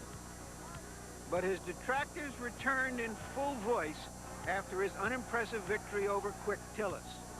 And when he decked Ronaldo Snipes but couldn't finish him, that was another mark against him. And his own handlers were suspicious of a drug relapse after a car accident, but he was clean. Then a flat-footed Biggs slugged it out with David Bay and suffered a terrible eye cut that nearly lost the fight and cost him a shot at Mike Tyson. But as with his other problems and setbacks, Biggs rallied. He stopped Bay dramatically just seconds before the referee was prepared to stop the fight. If it hasn't been one thing, it's been 2 or 3 for Tyrell Biggs. Cynics believe Biggs' managers took the Tyson fight prematurely, with only 15 pro fights, none against the top contender, before something else happened to him. They claim that Biggs' record of overcoming adversity will carry over to Tyson, that his strength of body is now matched by his strength of character and maturity. I believe that what I've been through, and as good as I am, I know that I know how good I am. And for me to have been criticized and the whole shot, I mean, I owe it to myself to go out there and beat Michael Tyson like I am his dad. He's made for me. Tyson. I owe it to myself to go out there and beat this fella and be called the new undisputed heavyweight champion of the world. Well, tonight is when Tyrell Biggs gets a chance to turn those words into actions. And he, of course, will be the first man out of his locker room and into the ring. And this crowd, I'll tell you, is really alive here. Muhammad Ali has just been introduced, and Ali is out there, Ray, leading cheers. Vintage Muhammad Ali. That's all reminiscent from Muhammad Ali. He was a great, great champion. And, of course, what a lot of people are hoping is that Tyrell Biggs can emulate Muhammad Ali in being able to defuse the big man. This is the Ali did it to Liston, he did it to Foreman, he did it to Frazier. Can Tyrell Biggs do that? And the Olympic theme being played, and you saw that graphic a moment ago that 7 champions, Olympic gold medalists, have gone on to be heavyweight champions. Of course, 4 of those 7 did not win Olympic heavyweight titles. Muhammad Ali, Floyd Patterson, and both the Spinks brothers. And of course, one thing that Tyrell Biggs is going to have to think about, at least somewhere in the back of his mind, is that serious cut that he suffered against David Bay. And you can see over the left eye, took 30-some stitches to close that. And there on the right of your screen is the scar tissue that was left from that. I'll say this, however, if he gets hit with right hands there, it isn't the cut he's going to have to worry about. That is a valid point. You know, we talked about the fact that Larry alluded to it, that he has been criticized in several of his most recent fights, and yet people are really giving him a legitimate chance. Just to kind of go back and tell you a little bit, when he fought Rod Smith, that was the first fight he had after he broke his collarbone against Sims. He said that he was a little bit tentative and he didn't really use the right hand in that fight. Then he fought Purcell Davis, that's the gentleman that I mentioned at 254 pounds, who really offered no resistance, and he said that his bombs were more dud than they were dynamite.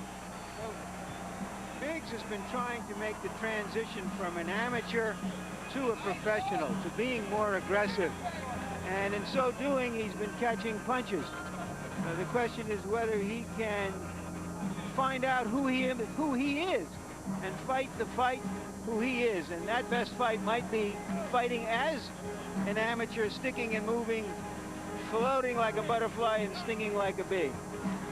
And he also came in with a jacket reminiscent of my partner here, Sugar Ray Leonard, something new in the sport of boxing. Speaking of Sugar Ray Leonard, we have always tried to give you a little bit of an insight, just things to look for in every fight as we go along on this HBO, particularly through the heavyweight series, and in fact in every fight. And right now, let's take a look at Ray Leonard's tip of the night. What to look for from each of these men tonight, Ray? Well, it should be a classic confrontation, Barry, with the boxer against the puncher. Quite naturally, Tyson is the puncher, who'll be the aggressor, but he must be patient because he has a tendency with his crouching style to be susceptible to the uppercut. Here gets Tony Tucker there, the uppercut land, and that's the punch that Biggs has been working on in the gym. Another mistake that Tyson makes, he tries to load up with one punch. That would not work against a guy like Biggs, who gives you a lot of angles, good upper body movement. And here against Ronaldo Snipes, good body movement. And watch this combination here, Barry. On and over, to raise the chin, and then to follow up with a clean right hand. I've been very impressed with this particular combination. A beautiful combination thrown by Biggs. Biggs can't afford to stand toe-to-toe. Here against David Bay, he was prone to be hit with combinations and also prone to cuts. That right hand by David Bay cut him. So he must give lateral positions and angles to be effective against Mike Tyson. Two things, though, that he didn't do, and just to go back to those little snatches that you saw against Ronaldo Snipes, as you saw, he had him down in the 4th round, but he didn't follow up. Snipes was done, and Biggs couldn't put him away. And then against David Bay, he hit him consistently, but until he was cut, he really didn't go after David Bay. For both fighters, it's not, I don't think it's going to be necessarily one punch, although Tyson is an exception, but it's going to be combinations to be effective. And I go back to the old thing of, can you make Pete Rose into Babe Ruth? Can you make this guy into a banger? It depends on the size of the bet. Speaking of that, the odds in my last call to Las Vegas turned out to be about 7.5 to 1 in favor of Tyson, down from around 11 to 1 earlier in the week. Tyson is a slight favorite to stop the fight, end it before the end of the 6th round. And a little bit of a waiting game going on now, and it's really quieted the crowd, too. The crowd was right into this fight, right from the very beginning. It is a capacity crowd of about 12,000. You can see many of them, everybody on their feet here. Right now, it's kind of a waiting game. And that is Mike Tyson making Tyrell Biggs wait. And both fighters making the crowd wait. And they're starting to get the first glimpse now of Mike Tyson. And Tyson, we understand, is going to run into the ring. And here comes Mike Tyson now. And as usual, he is all business, draped in the 3 belts that he now owns.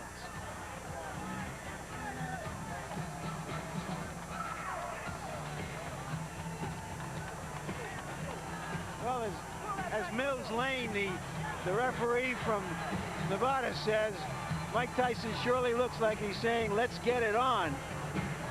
He was telling us the other day that there's an expression on the streets where he was raised that say, you got to bring it to get it. And that's exactly his philosophy.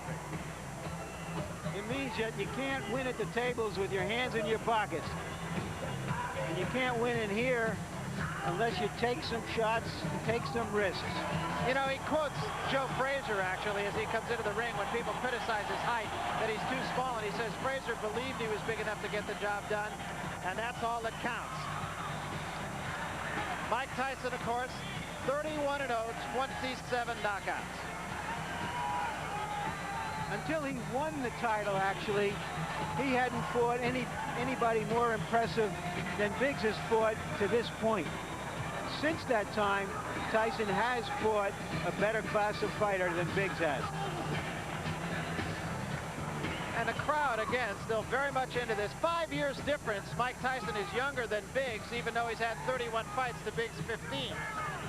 Yeah, Barry, and Tyson, interestingly, came in a few pounds less than he has recently. Obviously, he wants to be able to keep up with the guy who's the boxer. And Biggs came in bulked up by a few pounds. Obviously, he wants to be strong for Tyson. What it means is they're both ready. And here is our punch stat, our statistical profile of the fighters. Tyson's last fight against Tucker, you see how many punches he threw. He throws fewer punches than Biggs, but of course he throws more meaningful ones. Against Tillis, Tyson's most difficult fight before he became champion, he threw fewer punches than Biggs did and landed fewer, but Tyson is a lot different fighter now than he was then. And in the jabs, as you might suspect, Biggs throws more of them than Tyson, but Tyson showed in his last fight against Tucker that he can use the jab effectively. And the rules tonight will come under the IBF jurisdiction. They will rotate that, incidentally, in a case where there is an undisputed champion. 10-point must system, 3 judges score the fight. There will not be a standing 8 count. No surprises here. The fighter can be saved by the bell only in the last round, and the 3 knockdown rule has been waived. Right now, we'll go up to the ring announcer, Michael Buffer, for the pre-fight introductions. Michael? Ladies and gentlemen, your attention, please. Before we get started, recently a great friend of boxing passed away. At this time, in a tribute to one of sports and boxing's finest journalists, would everyone please rise for silence as timekeeper Roosevelt Gilbert tolls the final count of 10 for the late Dick Young.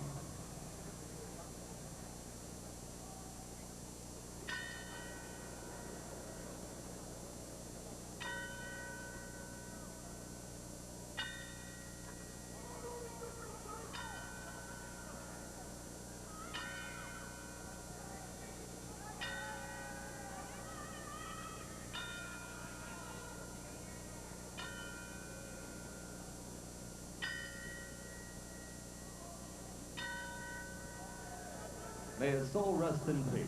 Thank you, ladies and gentlemen. And now, ladies and gentlemen, this is the featured bout of the evening. It's a presentation of Don King Productions and the Trump Plaza Hotel and Casino, along with Budweiser.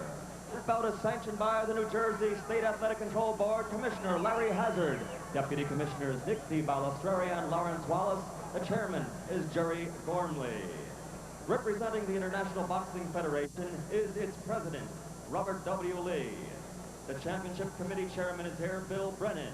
Representing the World Boxing Association, Dr. Keith Arthur and Dr. Elias Cordova. Here for the World Boxing Council is James J. Binns, Esquire. The 3 judges doing all the scoring tonight are Al Walensky, John Stewart, and Frank D. Brunette. The timekeeper, Roosevelt Gilbert. Counting for the knockdown seconds, Rudy Battle. Chief ringside physician, Dr. Frank B. Doggett. Also in attendance, Dr. Stanley Eden and Dr. Paul Williams. And now, ladies and gentlemen, let's get ready to rumble from the Trump Plaza Hotel and Casino by way of Convention Hall in Atlantic City, New Jersey. 15 rounds for the undisputed heavyweight championship of the world. The referee for this bout is Tony Orlando.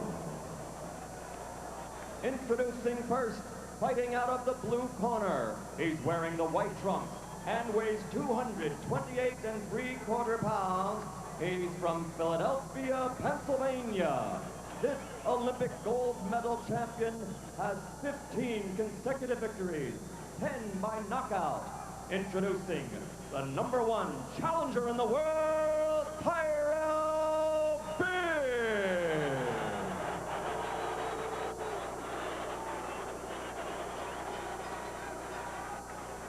Fighting out of the red corner, wearing the solid black trunks. He weighs 216 pounds. From Catskill, New York. 27 of his 31 unblemished victories are by knockout. Ladies and gentlemen, the undefeated, undisputed, heavyweight champion of the world, Iron Mike Tyson.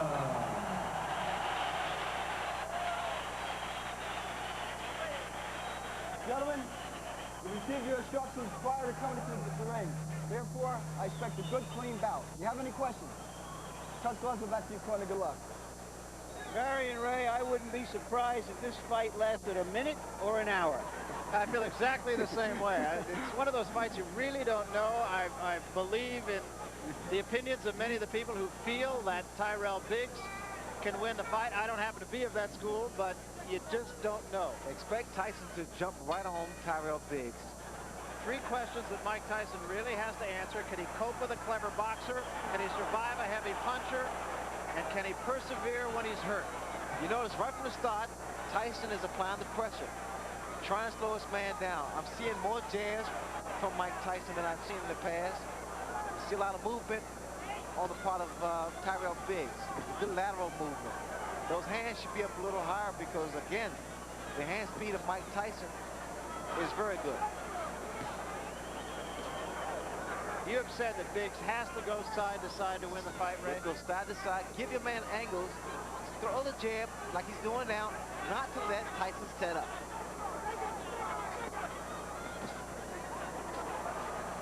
Tyson also said that he has found a pattern in Tyrell Biggs that he feints to the right before the punch actually is thrown. Well, whatever he does, the fact that Tyson has to set up to get that kind of leverage. See, a good snapping jab is very effective. Whether or not Biggs can keep this up is yet to be seen. It's not time to be pretty in here, it's just time to frustrate this man. And that's what they want from Biggs. Good, consistent jab. And along the lines of patterns, Biggs feels that Tyson actually bobs in a pattern 4 times, and then he comes up with his head.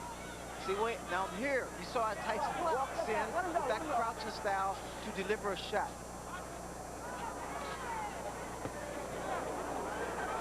He's trying for the head. Now we're seeing head hunting from Mike Tyson. He can't get into that. Good shot by Tyson. Get off the ropes, tie your man up. That's the way. Get him back into the center of the ring. Use the jab again. And come with that right hand. That was a quick little overhand right by Tyrell Biggs. Biggs now is talking to Tyson. Again, Barry, he's trying to frustrate him. But I don't like his hands down that low. I don't like Biggs' hands down so low. Because Tyson throws those looping right hands and left hooks. Give him up, Mike. Give him up. Body shot by Tyson.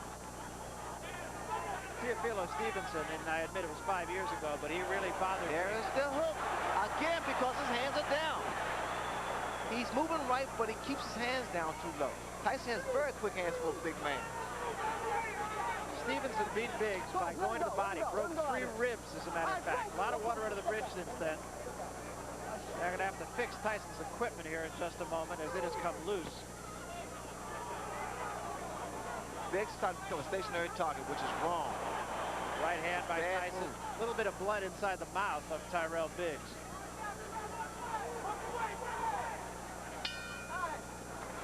I don't know if Biggs can fight a perfect fight, but he fought about as perfect a round as he could have hoped for to start this fight.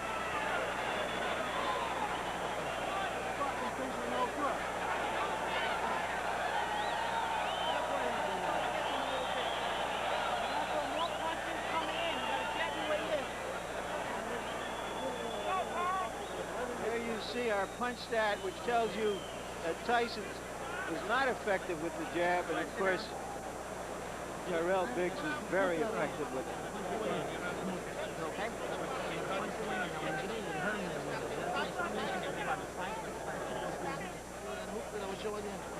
Let go, pull you around. Let it pull you around with 2 or 3. Then stop. Okay, pull it around. You got it? Huh? You got your hands up, open your lip. All right, second.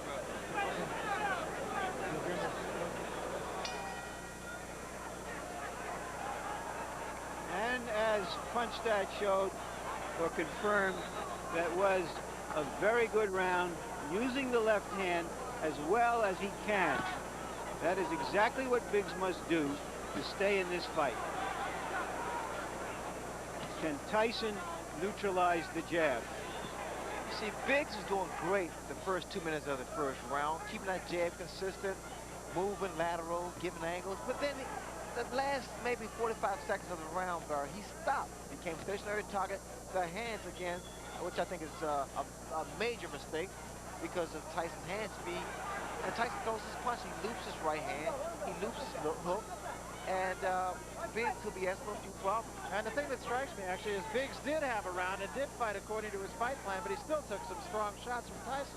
You see, now Biggs again, Barry, is starting to stand there and exchange toe-to-toe, like I said earlier. You can't do that. Tyson's punches come so fast with so much velocity behind them. It's devastating. Biggs has shown a tendency, actually, throughout his career, and especially later in his career, most recently, to get in there occasionally and want to slug it out when he's been stunned. And that could be suicide. And the way that Biggs is moving to his right, that's wrong because of the hook of Mike Tyson. He'll run right to the left hook. Two hands, punch out. Let him go, let him go. Let him go in there, Joe. Let him go, come on. Come on, let him go. All right, break. Get back. What I was expecting from Biggs, and in fact, they told me this, that he's been working this in the gym, was the uppercuts, the jab to go through Tyson's defense. I have not seen that yet. And the game plan was for Biggs, rather, to move to his left. Now, he's been moving to his right, and as you said, he's been getting himself a little trouble when he does so. Tyson's ripping some tremendous shots to the body, and that's going to help bring those hands down even lower. Remember, Stevenson broke 3 ribs of Tyrell Biggs. I'm looking for a left hook, Barry. I really am, because look at the right hand of Tyrell Biggs.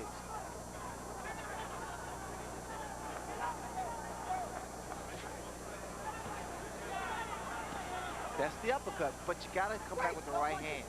The uppercut raises the chin of a guy who crouches in, and the right hand does most damage. There was a big right hand, best punch of the fight. That was the left hook, Barry. That was the left hook I was talking about. Now, if Biggs should make it back to his corner, I'm sure Georgie Benton will say, keep those hands high. Right, left. I'll get it right. Right, left. But the fact of the matter is, the right hand's down, Biggs, the left hook has been scoring. And it rocked Biggs. As Michael Tyson said before this fight, everybody has a plan until they're hit. Oh, just a little bit more coming in, a little bit more jab. You start that round real good, then you slow down with the jab. You hurt him with that hook. You understand me? I want to see the 5-1 now. 7 coming in. Once again, it goes 5-1. 5-5-1. You understand me? Take a little spring back and put a little twist in there. Take a little twist. And here is Tyson's most effective punch. Biggs has been on his flat-footed more in this round than he was in the first round. Got nailed with the left hook. He has shown in the past that he takes a good punch. You don't want to take too many from Tyson. But now look, this guy will slow down. Now just weather the storm for another round. You understand? Come on, you're boxing you. There's too much more to do.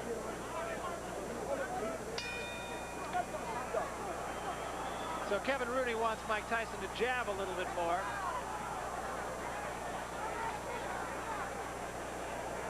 And Big starts the third round backing up a little bit. Good stiff jab by Mike Tyson. Tyson will constantly apply pressure to Biggs. Keep working his body and working the jab like Kevin Rooney stated. People don't realize this, and I learned this from Angelo Dundee. It's not about how long your jab is. The fact that you have a jab, use it. That offsets someone else's jab. Now the left hook. The hook's going to land all night, Barry, because his right hand is down.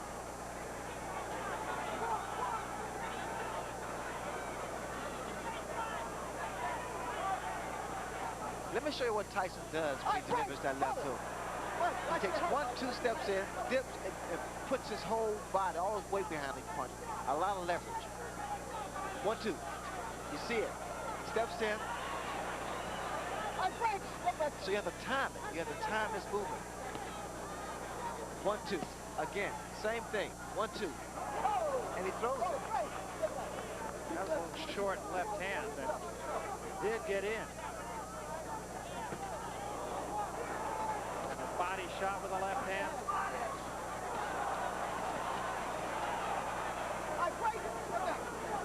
And now the cut over the left eye, and it's pretty bad. It's the same eye, the same cut. And another big left hand, and Biggs is hurt. Now he gets out of there. A lot of blood from the left eye of Tyrell Biggs. That's the same thing. They probably happened with David Bay, standing toe-to-toe. It's a terrible mistake. Something you pointed out before the fight. And now it's Tyson just hammering him. That's a nasty cut. The blood is seeping to the eye.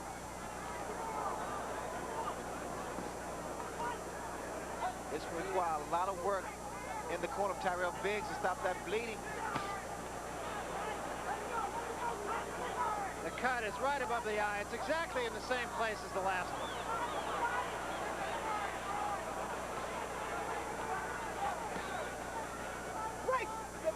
Biggs, I don't know what happened. All that gym work has gone down the drain because he's not boxing, he's not using his tools. He's trying to outmuscle Mike Tyson, which is not his fight plan. And there was a huge left hand.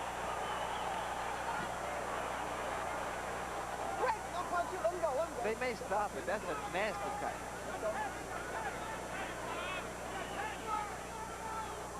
And I don't think I can tell you what a finisher Mike Tyson is.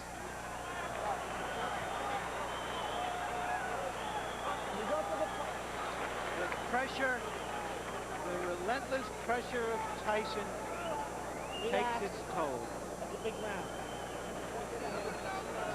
Hold it there, hold it there. Hey, don't put it in yet.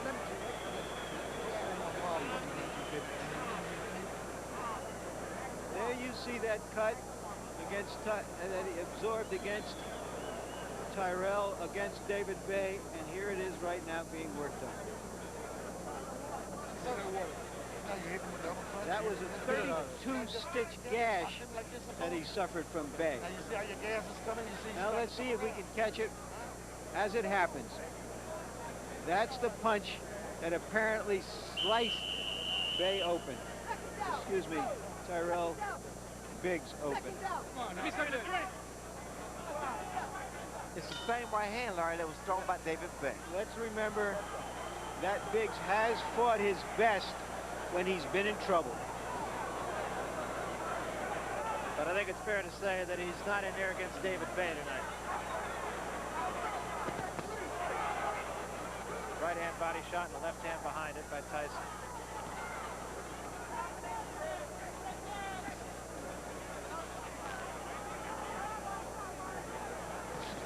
Mike Tyson is not just loaded up with one punch. He's trying to put his punches together. He's starting to put together combinations. A mistake he made with Tony Tucker. Tyson, Ray, to me, seems to be a little bit more patient tonight. Yes, in fact, he is a little more composed, picking his shots. But again, I don't know why they don't pick it up in Big's corner, the way Tyson steps in and leaves his chin so vulnerable.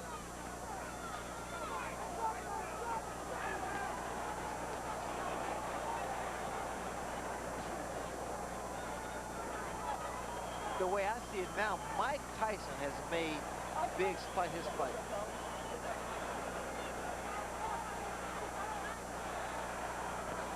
So far, the cut has not been any worse. And remember, it was a pretty good job done by Ace Parada as cut man in the fight with David Bay. But again, Tyson just putting all the pressure on him, having it his way.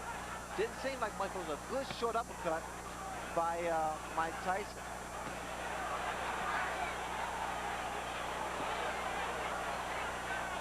A little more body movement from Tyrell Biggs now. Start to throw some uppercuts. He took a big left hand there. And another.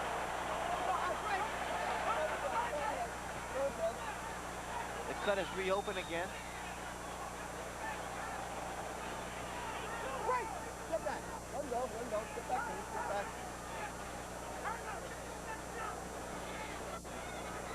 All right, Frank. Get back. No punches. No punches. Step him back. Watch your head, Mike. Watch your head, okay? How does it happen, Ray, that a fighter like Biggs in this case tonight will go into a fight with a game plan, and almost from the opening bell, he'll just let that game plan go away? It's all concentration. You got to stick to something that's working for you. And what I see in Tyson sticks to his game plan. He works the body with that right hand. He drills a hard right hand to the body and comes up with a good left hook.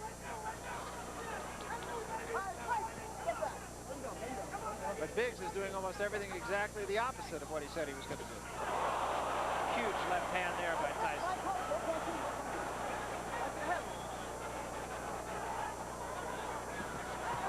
And a combination by Tyson, a left and a right behind it. All right, Frank. Get back. Let him go. Let him go. Let him go. Getting to be a mismatch. Right now, Tyson looks like he's rolling in like the tide from the Atlantic Ocean a few steps from Convention Hall. You had it good, Doc. Don't worry, we're going to be all right. No problem. Give me that bottle. Bob. Yeah, no problem. The ring doctor is taking a look. I got it. All set. But the cut appears no worse than it did Put your earlier. head back. Back. All the way back. You're a bit desperate, and you're laying back and taking it easy. You can't take it easy with this guy. You gotta keep the pressure on this guy. You gotta move your hand. All you gotta do is throw the combination. You gotta put 2, 3, 4 punches together. You understand me? You understand what I'm saying? He won't be there if he's going to live with something. He's not going to be there. One more round. Let's go. And you will not charge, you're not nothing. One more round. He's not there, baby. Come on, second down.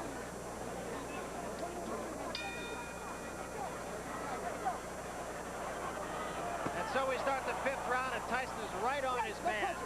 Kevin Rudy exhorting him to throw 2 or 3 punch combinations.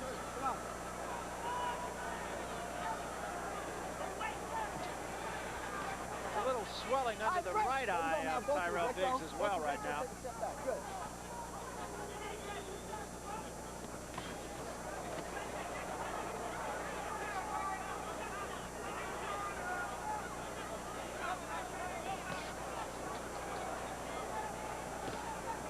I don't know if Tyrell's going to recognize himself when he wakes up tomorrow morning. I don't know what that was a second ago by Tyrell Biggs.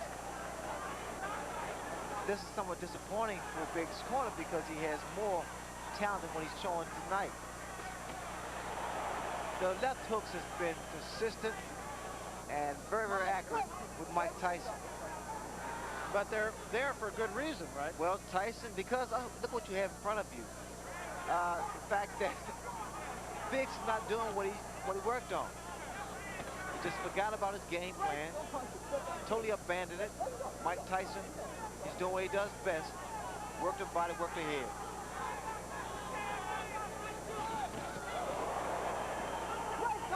Simple fact is, and I don't think you have to be a boxing expert, Tyrell Biggs is dropping his right hand, and he's just leaving himself completely open for the left hook. Well, I think this is a good education for the public, because the fans at home, because they're seeing what should not be done against a fighter like a Mike Tyson, or any boxer, or puncher rather, in particular. You have to be consistent, keep those hands high.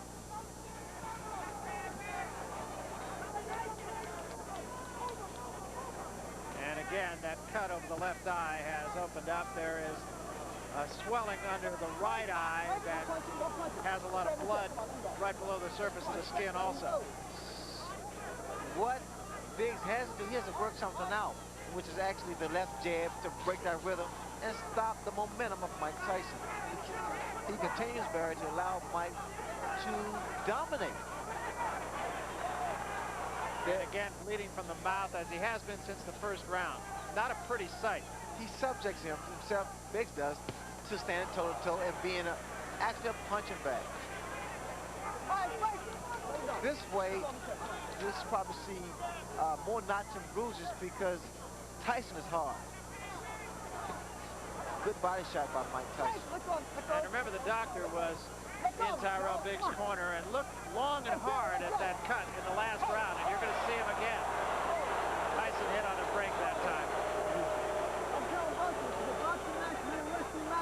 When I say break, you don't break, understand? You understand, Mike, Joe? Let's go. That cut looks even uglier. I'm sure the doctor will look at it. Bloody Friday.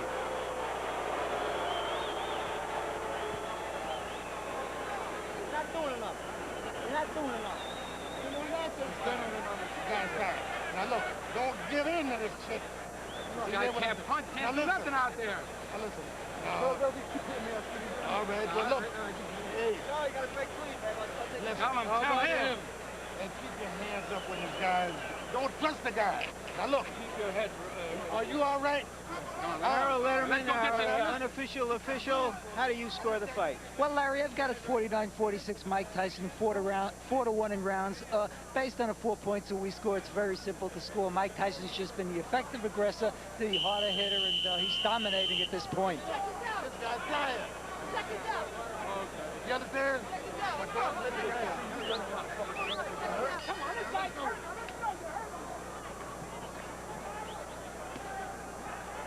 Duba is doing everything possible to inspire Biggs.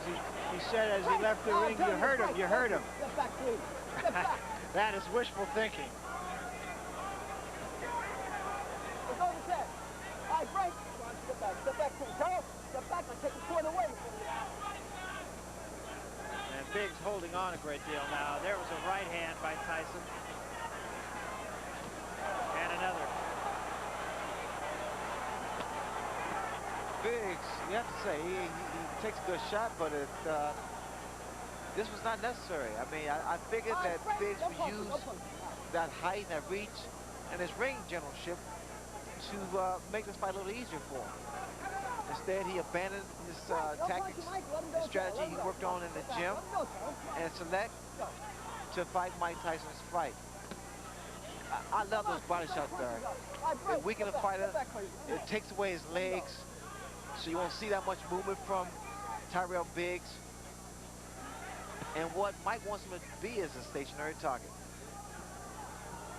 Tyson has fought an excellent fight so far. I admit that Biggs has let him fight an excellent fight, but Tyson's been very sharp. Well, I like Tyson because now he's putting his combinations together. He's not loading up anymore.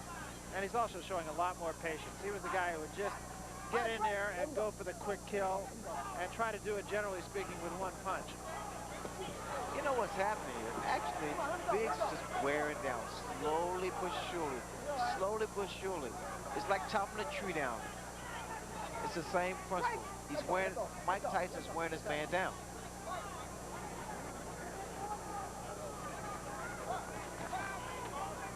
And the way you can tell this, Burr, is, in fact, you notice this very, very seldom does Biggs retaliate. Very seldom you see Biggs come back with a combination of his own. Break, no punching, let him out. Let him out, Charles. Let him go, come on, Charles. Let him go and take the point away now. These two, of course, go back a long way, all the way back to amateur days. Another left hand, and there's a great shot. Biggs is in trouble. Yeah. The way it looks now, Biggs is like a defeated warrior now. He's been pounded on for 5 rounds, and he's slowly but surely wearing down. His legs don't look steady. Tyson's getting stronger. And Biggs is just holding on.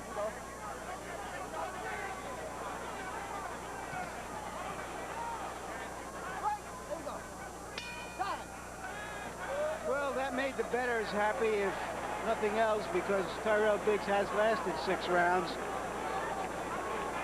They say that Tyson is predictable, but so is a hurricane. What can you do about it? Well, here's something that hasn't been predictable the last couple of weeks because of the football strike, but Inside the NFL will now be back because the strike has been, and I'll put it in quotes, settled. Your hosts, Len Dawson and Nick Bonacani. It's right here on HBO, Thursdays at 11. More 7s, like again, more 7s, more 7s. That 6 is beautiful. Let's see, 6-5-1, 6-5-2-1. Get to the side. Play with this guy now. You understand me? This guy's got nothing. Give him the feint, like you did before. Give him the feint.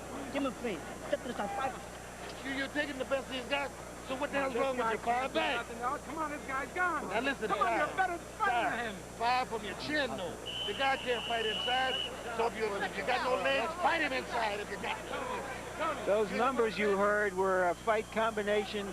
Customato, the mentor of Mike Tyson, used to put numbers on the different fight combinations, and Kevin Rooney is Tyson's disciple. I heard something interesting in Biggs' corner. Benton told him, his trainer said, if your legs are gone, stand there and fight him. Stand toe-to-toe and fight him. So apparently the legs of Tyrell Biggs are shot because you don't see movement. He hasn't had movement actually for the past 2 or 3 rounds. And just to further that point, in the last round, our punch stat figures Tyrell Biggs threw 15 punches, Ray. Again, like I said earlier, Barry, he's just wearing down. You can appreciate, especially from ringside, those body attacks by Mike Tyson. I mean, he gets his whole body, a lot of leverage.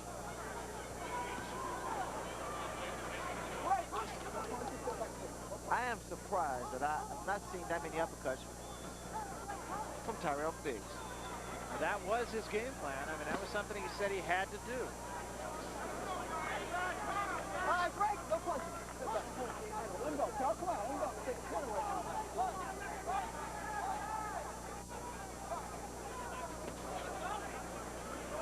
All right, break. No punching. Get back to him. Let him go, Charles. Let him go. Get back. Good. That cut, incidentally, at least for the last couple of rounds, has not shown any more blood. It appears to me that Biggs was trying to time Tyson with the counter right. I noticed when Tyson comes in, Biggs tried to stand his ground and throw a right hand. So now that tells me that Biggs is pretty much falling to the same trap as Mike Tyson, trying for one punch. And there's a right hand that just caught Biggs off balance. Biggs is covering up a lot of times unnecessarily and just trying to protect himself. Biggs, of course, has never been known as a guy who could put a man away with one punch. He dropped Snipes with a good right hand. But he didn't put him away. The elbow there from Tyson. Kevin Rooney was telling Tyson, get a couple head fakes.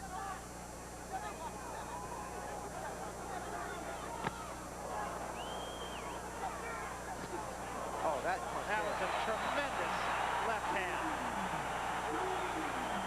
4, 5, 6, 7, 8, 9. Oh, this is it. He is gone right now. He has no legs at all. And 10 seconds to go in a round. There's a left hand. He's down again. It's over. It's all over. And it wasn't even close. And what we've seen has happened so often, in which a fighter after a few rounds starts to hang on to Tyson, that we have to say it's Tyson's credit. He's the one who makes it happen. He makes it happen with his pressure, and no matter what an opponent's plan is, that plan disintegrates like a broken piece of crockery when it's faced with that kind of pressure. There's no way to practice for that. I pointed out in the past, it's like trying to, how do you practice to hit Nolan Ryan's fastball or Boris Becker's serve? Where do you get the practice for that? You don't. It's that simple. Let's take a look at the first knockdown. It was a left hand and a big one, and I feel like I'm being redundant with that, but he hit him with many big left hands, Ray. Well, look at the right hand of Tyrell Biggs. It's down, and the left hook has been landing from round one. But the first minute or two of round one, Biggs is doing his job, boxing. Now he becomes a stationary target. That toe-to-toe tactics proved wrong against David Bay, which he subsequently was cut. And now the same thing happens. So all we had was actually a replay of what took place. Here, Mike Tyson just wears his man down with beautiful short left hook. It was really more his legs than anything else. He was just kind of off balance, had his legs together, just never really got it together. Here's the final knockdown now. No, I think it's the power and the fact that Mike Tyson actually wore his man down. One more look at the end for Tyrell Biggs. And Brad, let me say this for you and Larry. There is a way to stop a guy coming in, and it's with a jab. You gotta work on jabs, angles, and combinations. Yeah, and Ray, he did it for one round. That was it. But that was his fault, Barry. He forgot. He just gave up, or he just abandoned the tactics that would have been effective. Now, that's what I mean. As a matter of fact, and I don't mean to just blow smoke at you because you did it, but you were the only person I've ever seen start with a fight plan and stay with a fight plan and just not get away from it. Well, that's what is required against a guy with the kind of heart, determination, power of Mike Tyson. You've got to be consistent. Let's get the official decision now from Michael Buffer. Mike? Ladies and gentlemen, the end comes at 2 minutes, 59 seconds of the 7th round. The winner, still the undefeated, undisputed heavyweight champion of the world, Mike Tyson!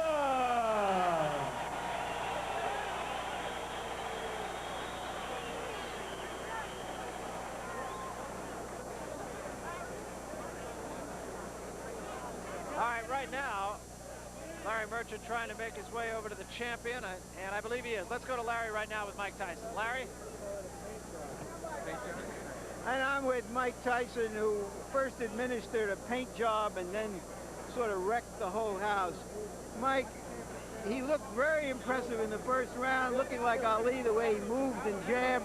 What were your thoughts at that point, and then how did you attack him to stop that? Well, in my mind, I knew this was 15 rounds, and I was prepared to put the pressure on him constantly for 15 rounds. You know, I was having a great time in there. I felt good. I was in the best edition of my life, and I did what I was supposed to do.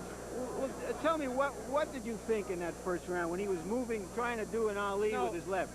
I knew when I came to this fight, I was the best fighter in the world, and not a man alive that can beat me. What broke him down? Was it just constantly body punches? When I was hitting him with body punches, and I heard him, actually, he was crying in there, making woman gestures like, I can't find him, but I knew that he was breaking down soon. You're saying that Biggs was crying when you hit him? Yes. When did that happen? And perhaps the 4th round on. So that you knew you had him by that time? Absolutely, but I knew he was tough in there taking those punches. Was this your most satisfying fight in the sense of the way you went about it, patiently and businesslike, not getting excited, not trying to take him out with one punch? Well, I was very calm, and I was thinking about Roberto Duran, how he used to cut down the runners and just wear them down, and I had that frame of mind when I was in the ring. All right, Mike, let's take a look at the first knockdown, and would you describe what was happening? Well, I was in there looking for the punch, boom, and I knew it would come. Because when he threw a punch, his hand opened a little, and I thought I could slip a punch right in there. Were you trying to work on his cut early on because he was pretty bloody? No, I wasn't even thinking about the cut. I was just hitting to the body, softening him up. So that from then on, you really feel that it was inevitable after the first few rounds? Absolutely. All right, Mike, we hear now that you're going to fight Larry Holmes next. Why Larry Holmes? Well, I don't have any say-so in the matter. I'll just a fighter, and I'll defend my title against any man in the world. If I was you, I'd talk to Jim Jacobs about that. Do you want to fight Larry Holmes? I'll fight any man in the world because I believe there's no one in this planet that can beat me. Okay, then let me ask Jimmy Jacobs, the co-manager of Mike, why do you want to fight Larry Holmes next? Well, the reason is that I would say that 90% of the world thought that Larry Holmes beat Michael Spinks the last time they fought. In fact, Larry, of 46 newspaper men polled after the fight, 42 men of the 46 voted for Larry Holmes in the last fight with Michael Spinks. Larry is sitting at home feeling that he's the champion, and that's the reason we're going to fight him. But he did lose his last 2 fights. He hasn't fought in a good long while. A lot of people are saying, what is this, some kind of an antique show? Or is this in the best or worst traditions of boxing, fighting these kinds of fights? I don't think it's either in the worst or best traditions of boxing. Boxing history is replete with 27 heavyweight champions attempting to regain the title. However, the champion we're talking about, Larry Holmes, was defeated by a split decision in his last fight against Michael Spinks, where everyone, even you, Larry, everyone, including you, thought that Larry Holmes won the fight. Okay, then what about Michael Spinks?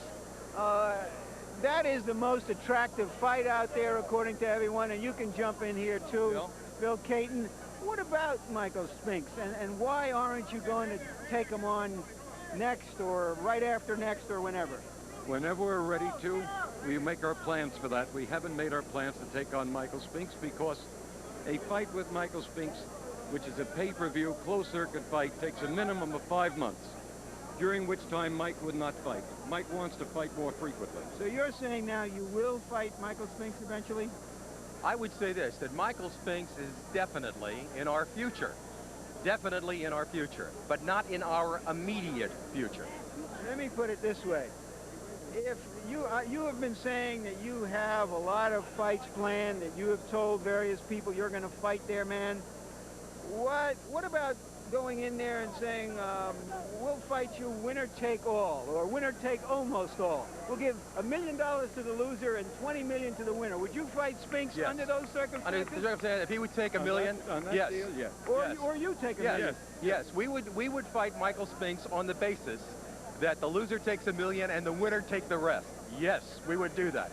That's one way of making the deal. Yeah, that would be one way of making the deal quick.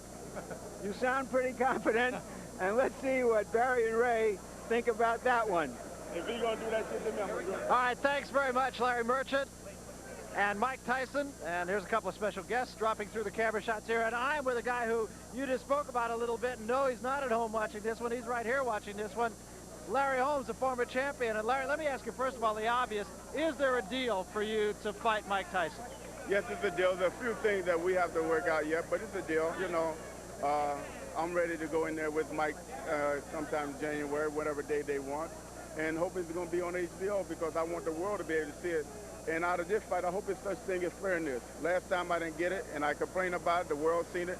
Now I hope once they see it once more, it's fairness. I'm going to knock this guy out. What did you see in here tonight? What did you see that you feel that you can do that Tyrell Biggs didn't? Well, first of all, I'm a boxer. My jab is stronger. I got a good right hand, and I can hook it. One thing I've seen, Tyson makes a lot of mistakes. And if he fights me dirty, that's what kind of fight it's going to be all night. Because I didn't see a class of fight. I didn't see a guy that with class in there tonight. I seen a guy that throws elbows. I seen a guy that throws butts. I seen a guy that hits after the bell. I seen all of this in Mike Tyson. I didn't see a gentleman in there. If they want to make him out of a beast that he's claimed to be, he's going to be in there with a beast. I'm an experienced professional fighter. I am no kid. I do not play. So if he wants to fight any way he wants to fight, I am capable of fighting any way anybody wants to fight. Everybody says movement. That's the way to beat him. Everybody agrees that's the way to beat him, and yet I've seen 4 or 5 guys get in here and just not be able to do it, even though they know how to do it. Well, first of all, it's a different kind of movement. It's a running kind like he was doing in the first round. He got out there, he ran. Not really running, using the jab. He was doing very well. And then when he tried to settle down, it was a little bit too late. What you do is take his momentum right away. You got to demand the respect. And you can't demand respect if you don't have a good left hand. That's something that I got at 37, which soon will be 38 years old. And the thing about it, after this fight, people are saying, Larry Holmes, why? They won't say that anymore after this because I know what I'm doing. Let me ask you, the obvious question is to ask you about the layoff, but I asked this guy behind me about the layoff too, and he came back, and of course he beat Marvelous Marvin Hagler. But what about Larry Holmes' layoff? Well, I tell you, sometimes the layoff is the best thing for you. As you know, I was fighting 4 or 5 times out of a 12-month period. Sometimes that wear and tear on your body, and sometimes you need a good rest. I think the rest probably helped me more by not going to the gym, every day and not getting up in the morning every day. I think that rest helped me pretty much. And now it made me, I got that desire again to go out there one more time to show the people who the real heavyweight champion is and give it back to the dog. You might be the first grandfather to ever win the heavyweight championship. No doubt about it. If I didn't think I was going to win, Barry, I wouldn't even get in this ring. I don't need the money. HBO know I don't need the money. I'm very rich with what I have, and I'm happily married, and I'm just going to keep on doing what I want to do.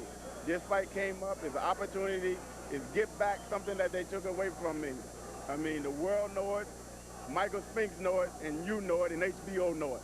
And I got a chance now to do it one more time to get it back, and I'm going to take full advantage of it. All right, Larry, thank you, and we want to see that fight. Let me ask the man here. Don King has joined us here. Don, is there a name on a contract and a date for this fight? Is it going to happen, and if so, when? It's going to happen, Barry, and it's going to happen in January. The new year will be brought in with a return to glory and giving Larry an opportunity to recapture the glory of yesteryear. When I went down to talk to him about fighting, he put on a 15-round exhibition and was stupendous. A guy who did all of the tough things that a fight has to do with the rigorous schedule, and he demonstrated to me by no uncertain indication that he's ready, and he's going to be in that ready to fight on 20 January. And what happened, Don King told me it was only a 12-round fight, so I did 3 extra rounds when I didn't have to. Well, you look good. I got to say, you look good. Thanks to both of you. But it's etched in stone. HBO, the network of champions, HBO is in for a treat for all of his viewers. It's in for a treat. No, he's in for a surprise. He's in for a treat. It's a shock. We'll be back to the Bickersons right after this. In the meantime, let's get back up to Larry Merchant. Larry? Before this fight, Tyrell Biggs said of Mike Tyson that he reminded him of the powerful dinosaurs whose power couldn't keep them from becoming extinct. The problem is it took a couple of 100 million years for that to happen, and it takes about an hour to make Mike Tyson extinct, and nobody around looks like they can do it. There are a lot of potential opponents out there, but really the only guy that I know of who could do in Mike Tyson is Mike Tyson. Put it another way, why would you train as hard when you're rich and famous and pretty girls want to touch you as you did when you were poor and unknown and they all thought you were ugly? So as Linda Ellaby would say, and so it goes. Barry? All right, thanks very much, Ray Leonard. Ray Leonard. That was Larry Merchant. This is Ray Leonard. All guys in tuxedos look alike. Ray, let me ask you, first of all, your impression of the fight. Personal feeling, that was as good as I've seen Mike Tyson look.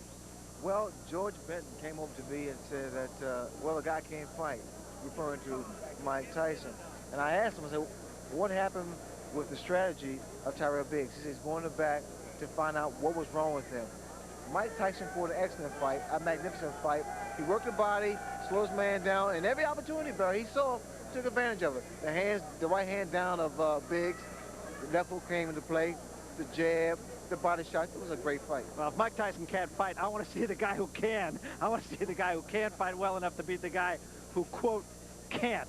Well, we'll remind you that the NFL comes back, and with the NFL coming back, so too does Inside the NFL. HBO Sports' popular series on the National Football League will be on the air this Thursday with hosts Len Dawson and Nick Bonacani. And be sure to join us for our next telecast of World Championship Boxing as WBA lightweight champion Edwin Rosario defends his title against the WBC super featherweight champion Julio Cesar Chavez. That's Saturday, November 21st, right here on HBO. So for Larry Merchant and Sugar Ray Leonard, I'm Barry Tompkins saying so long from Atlantic City.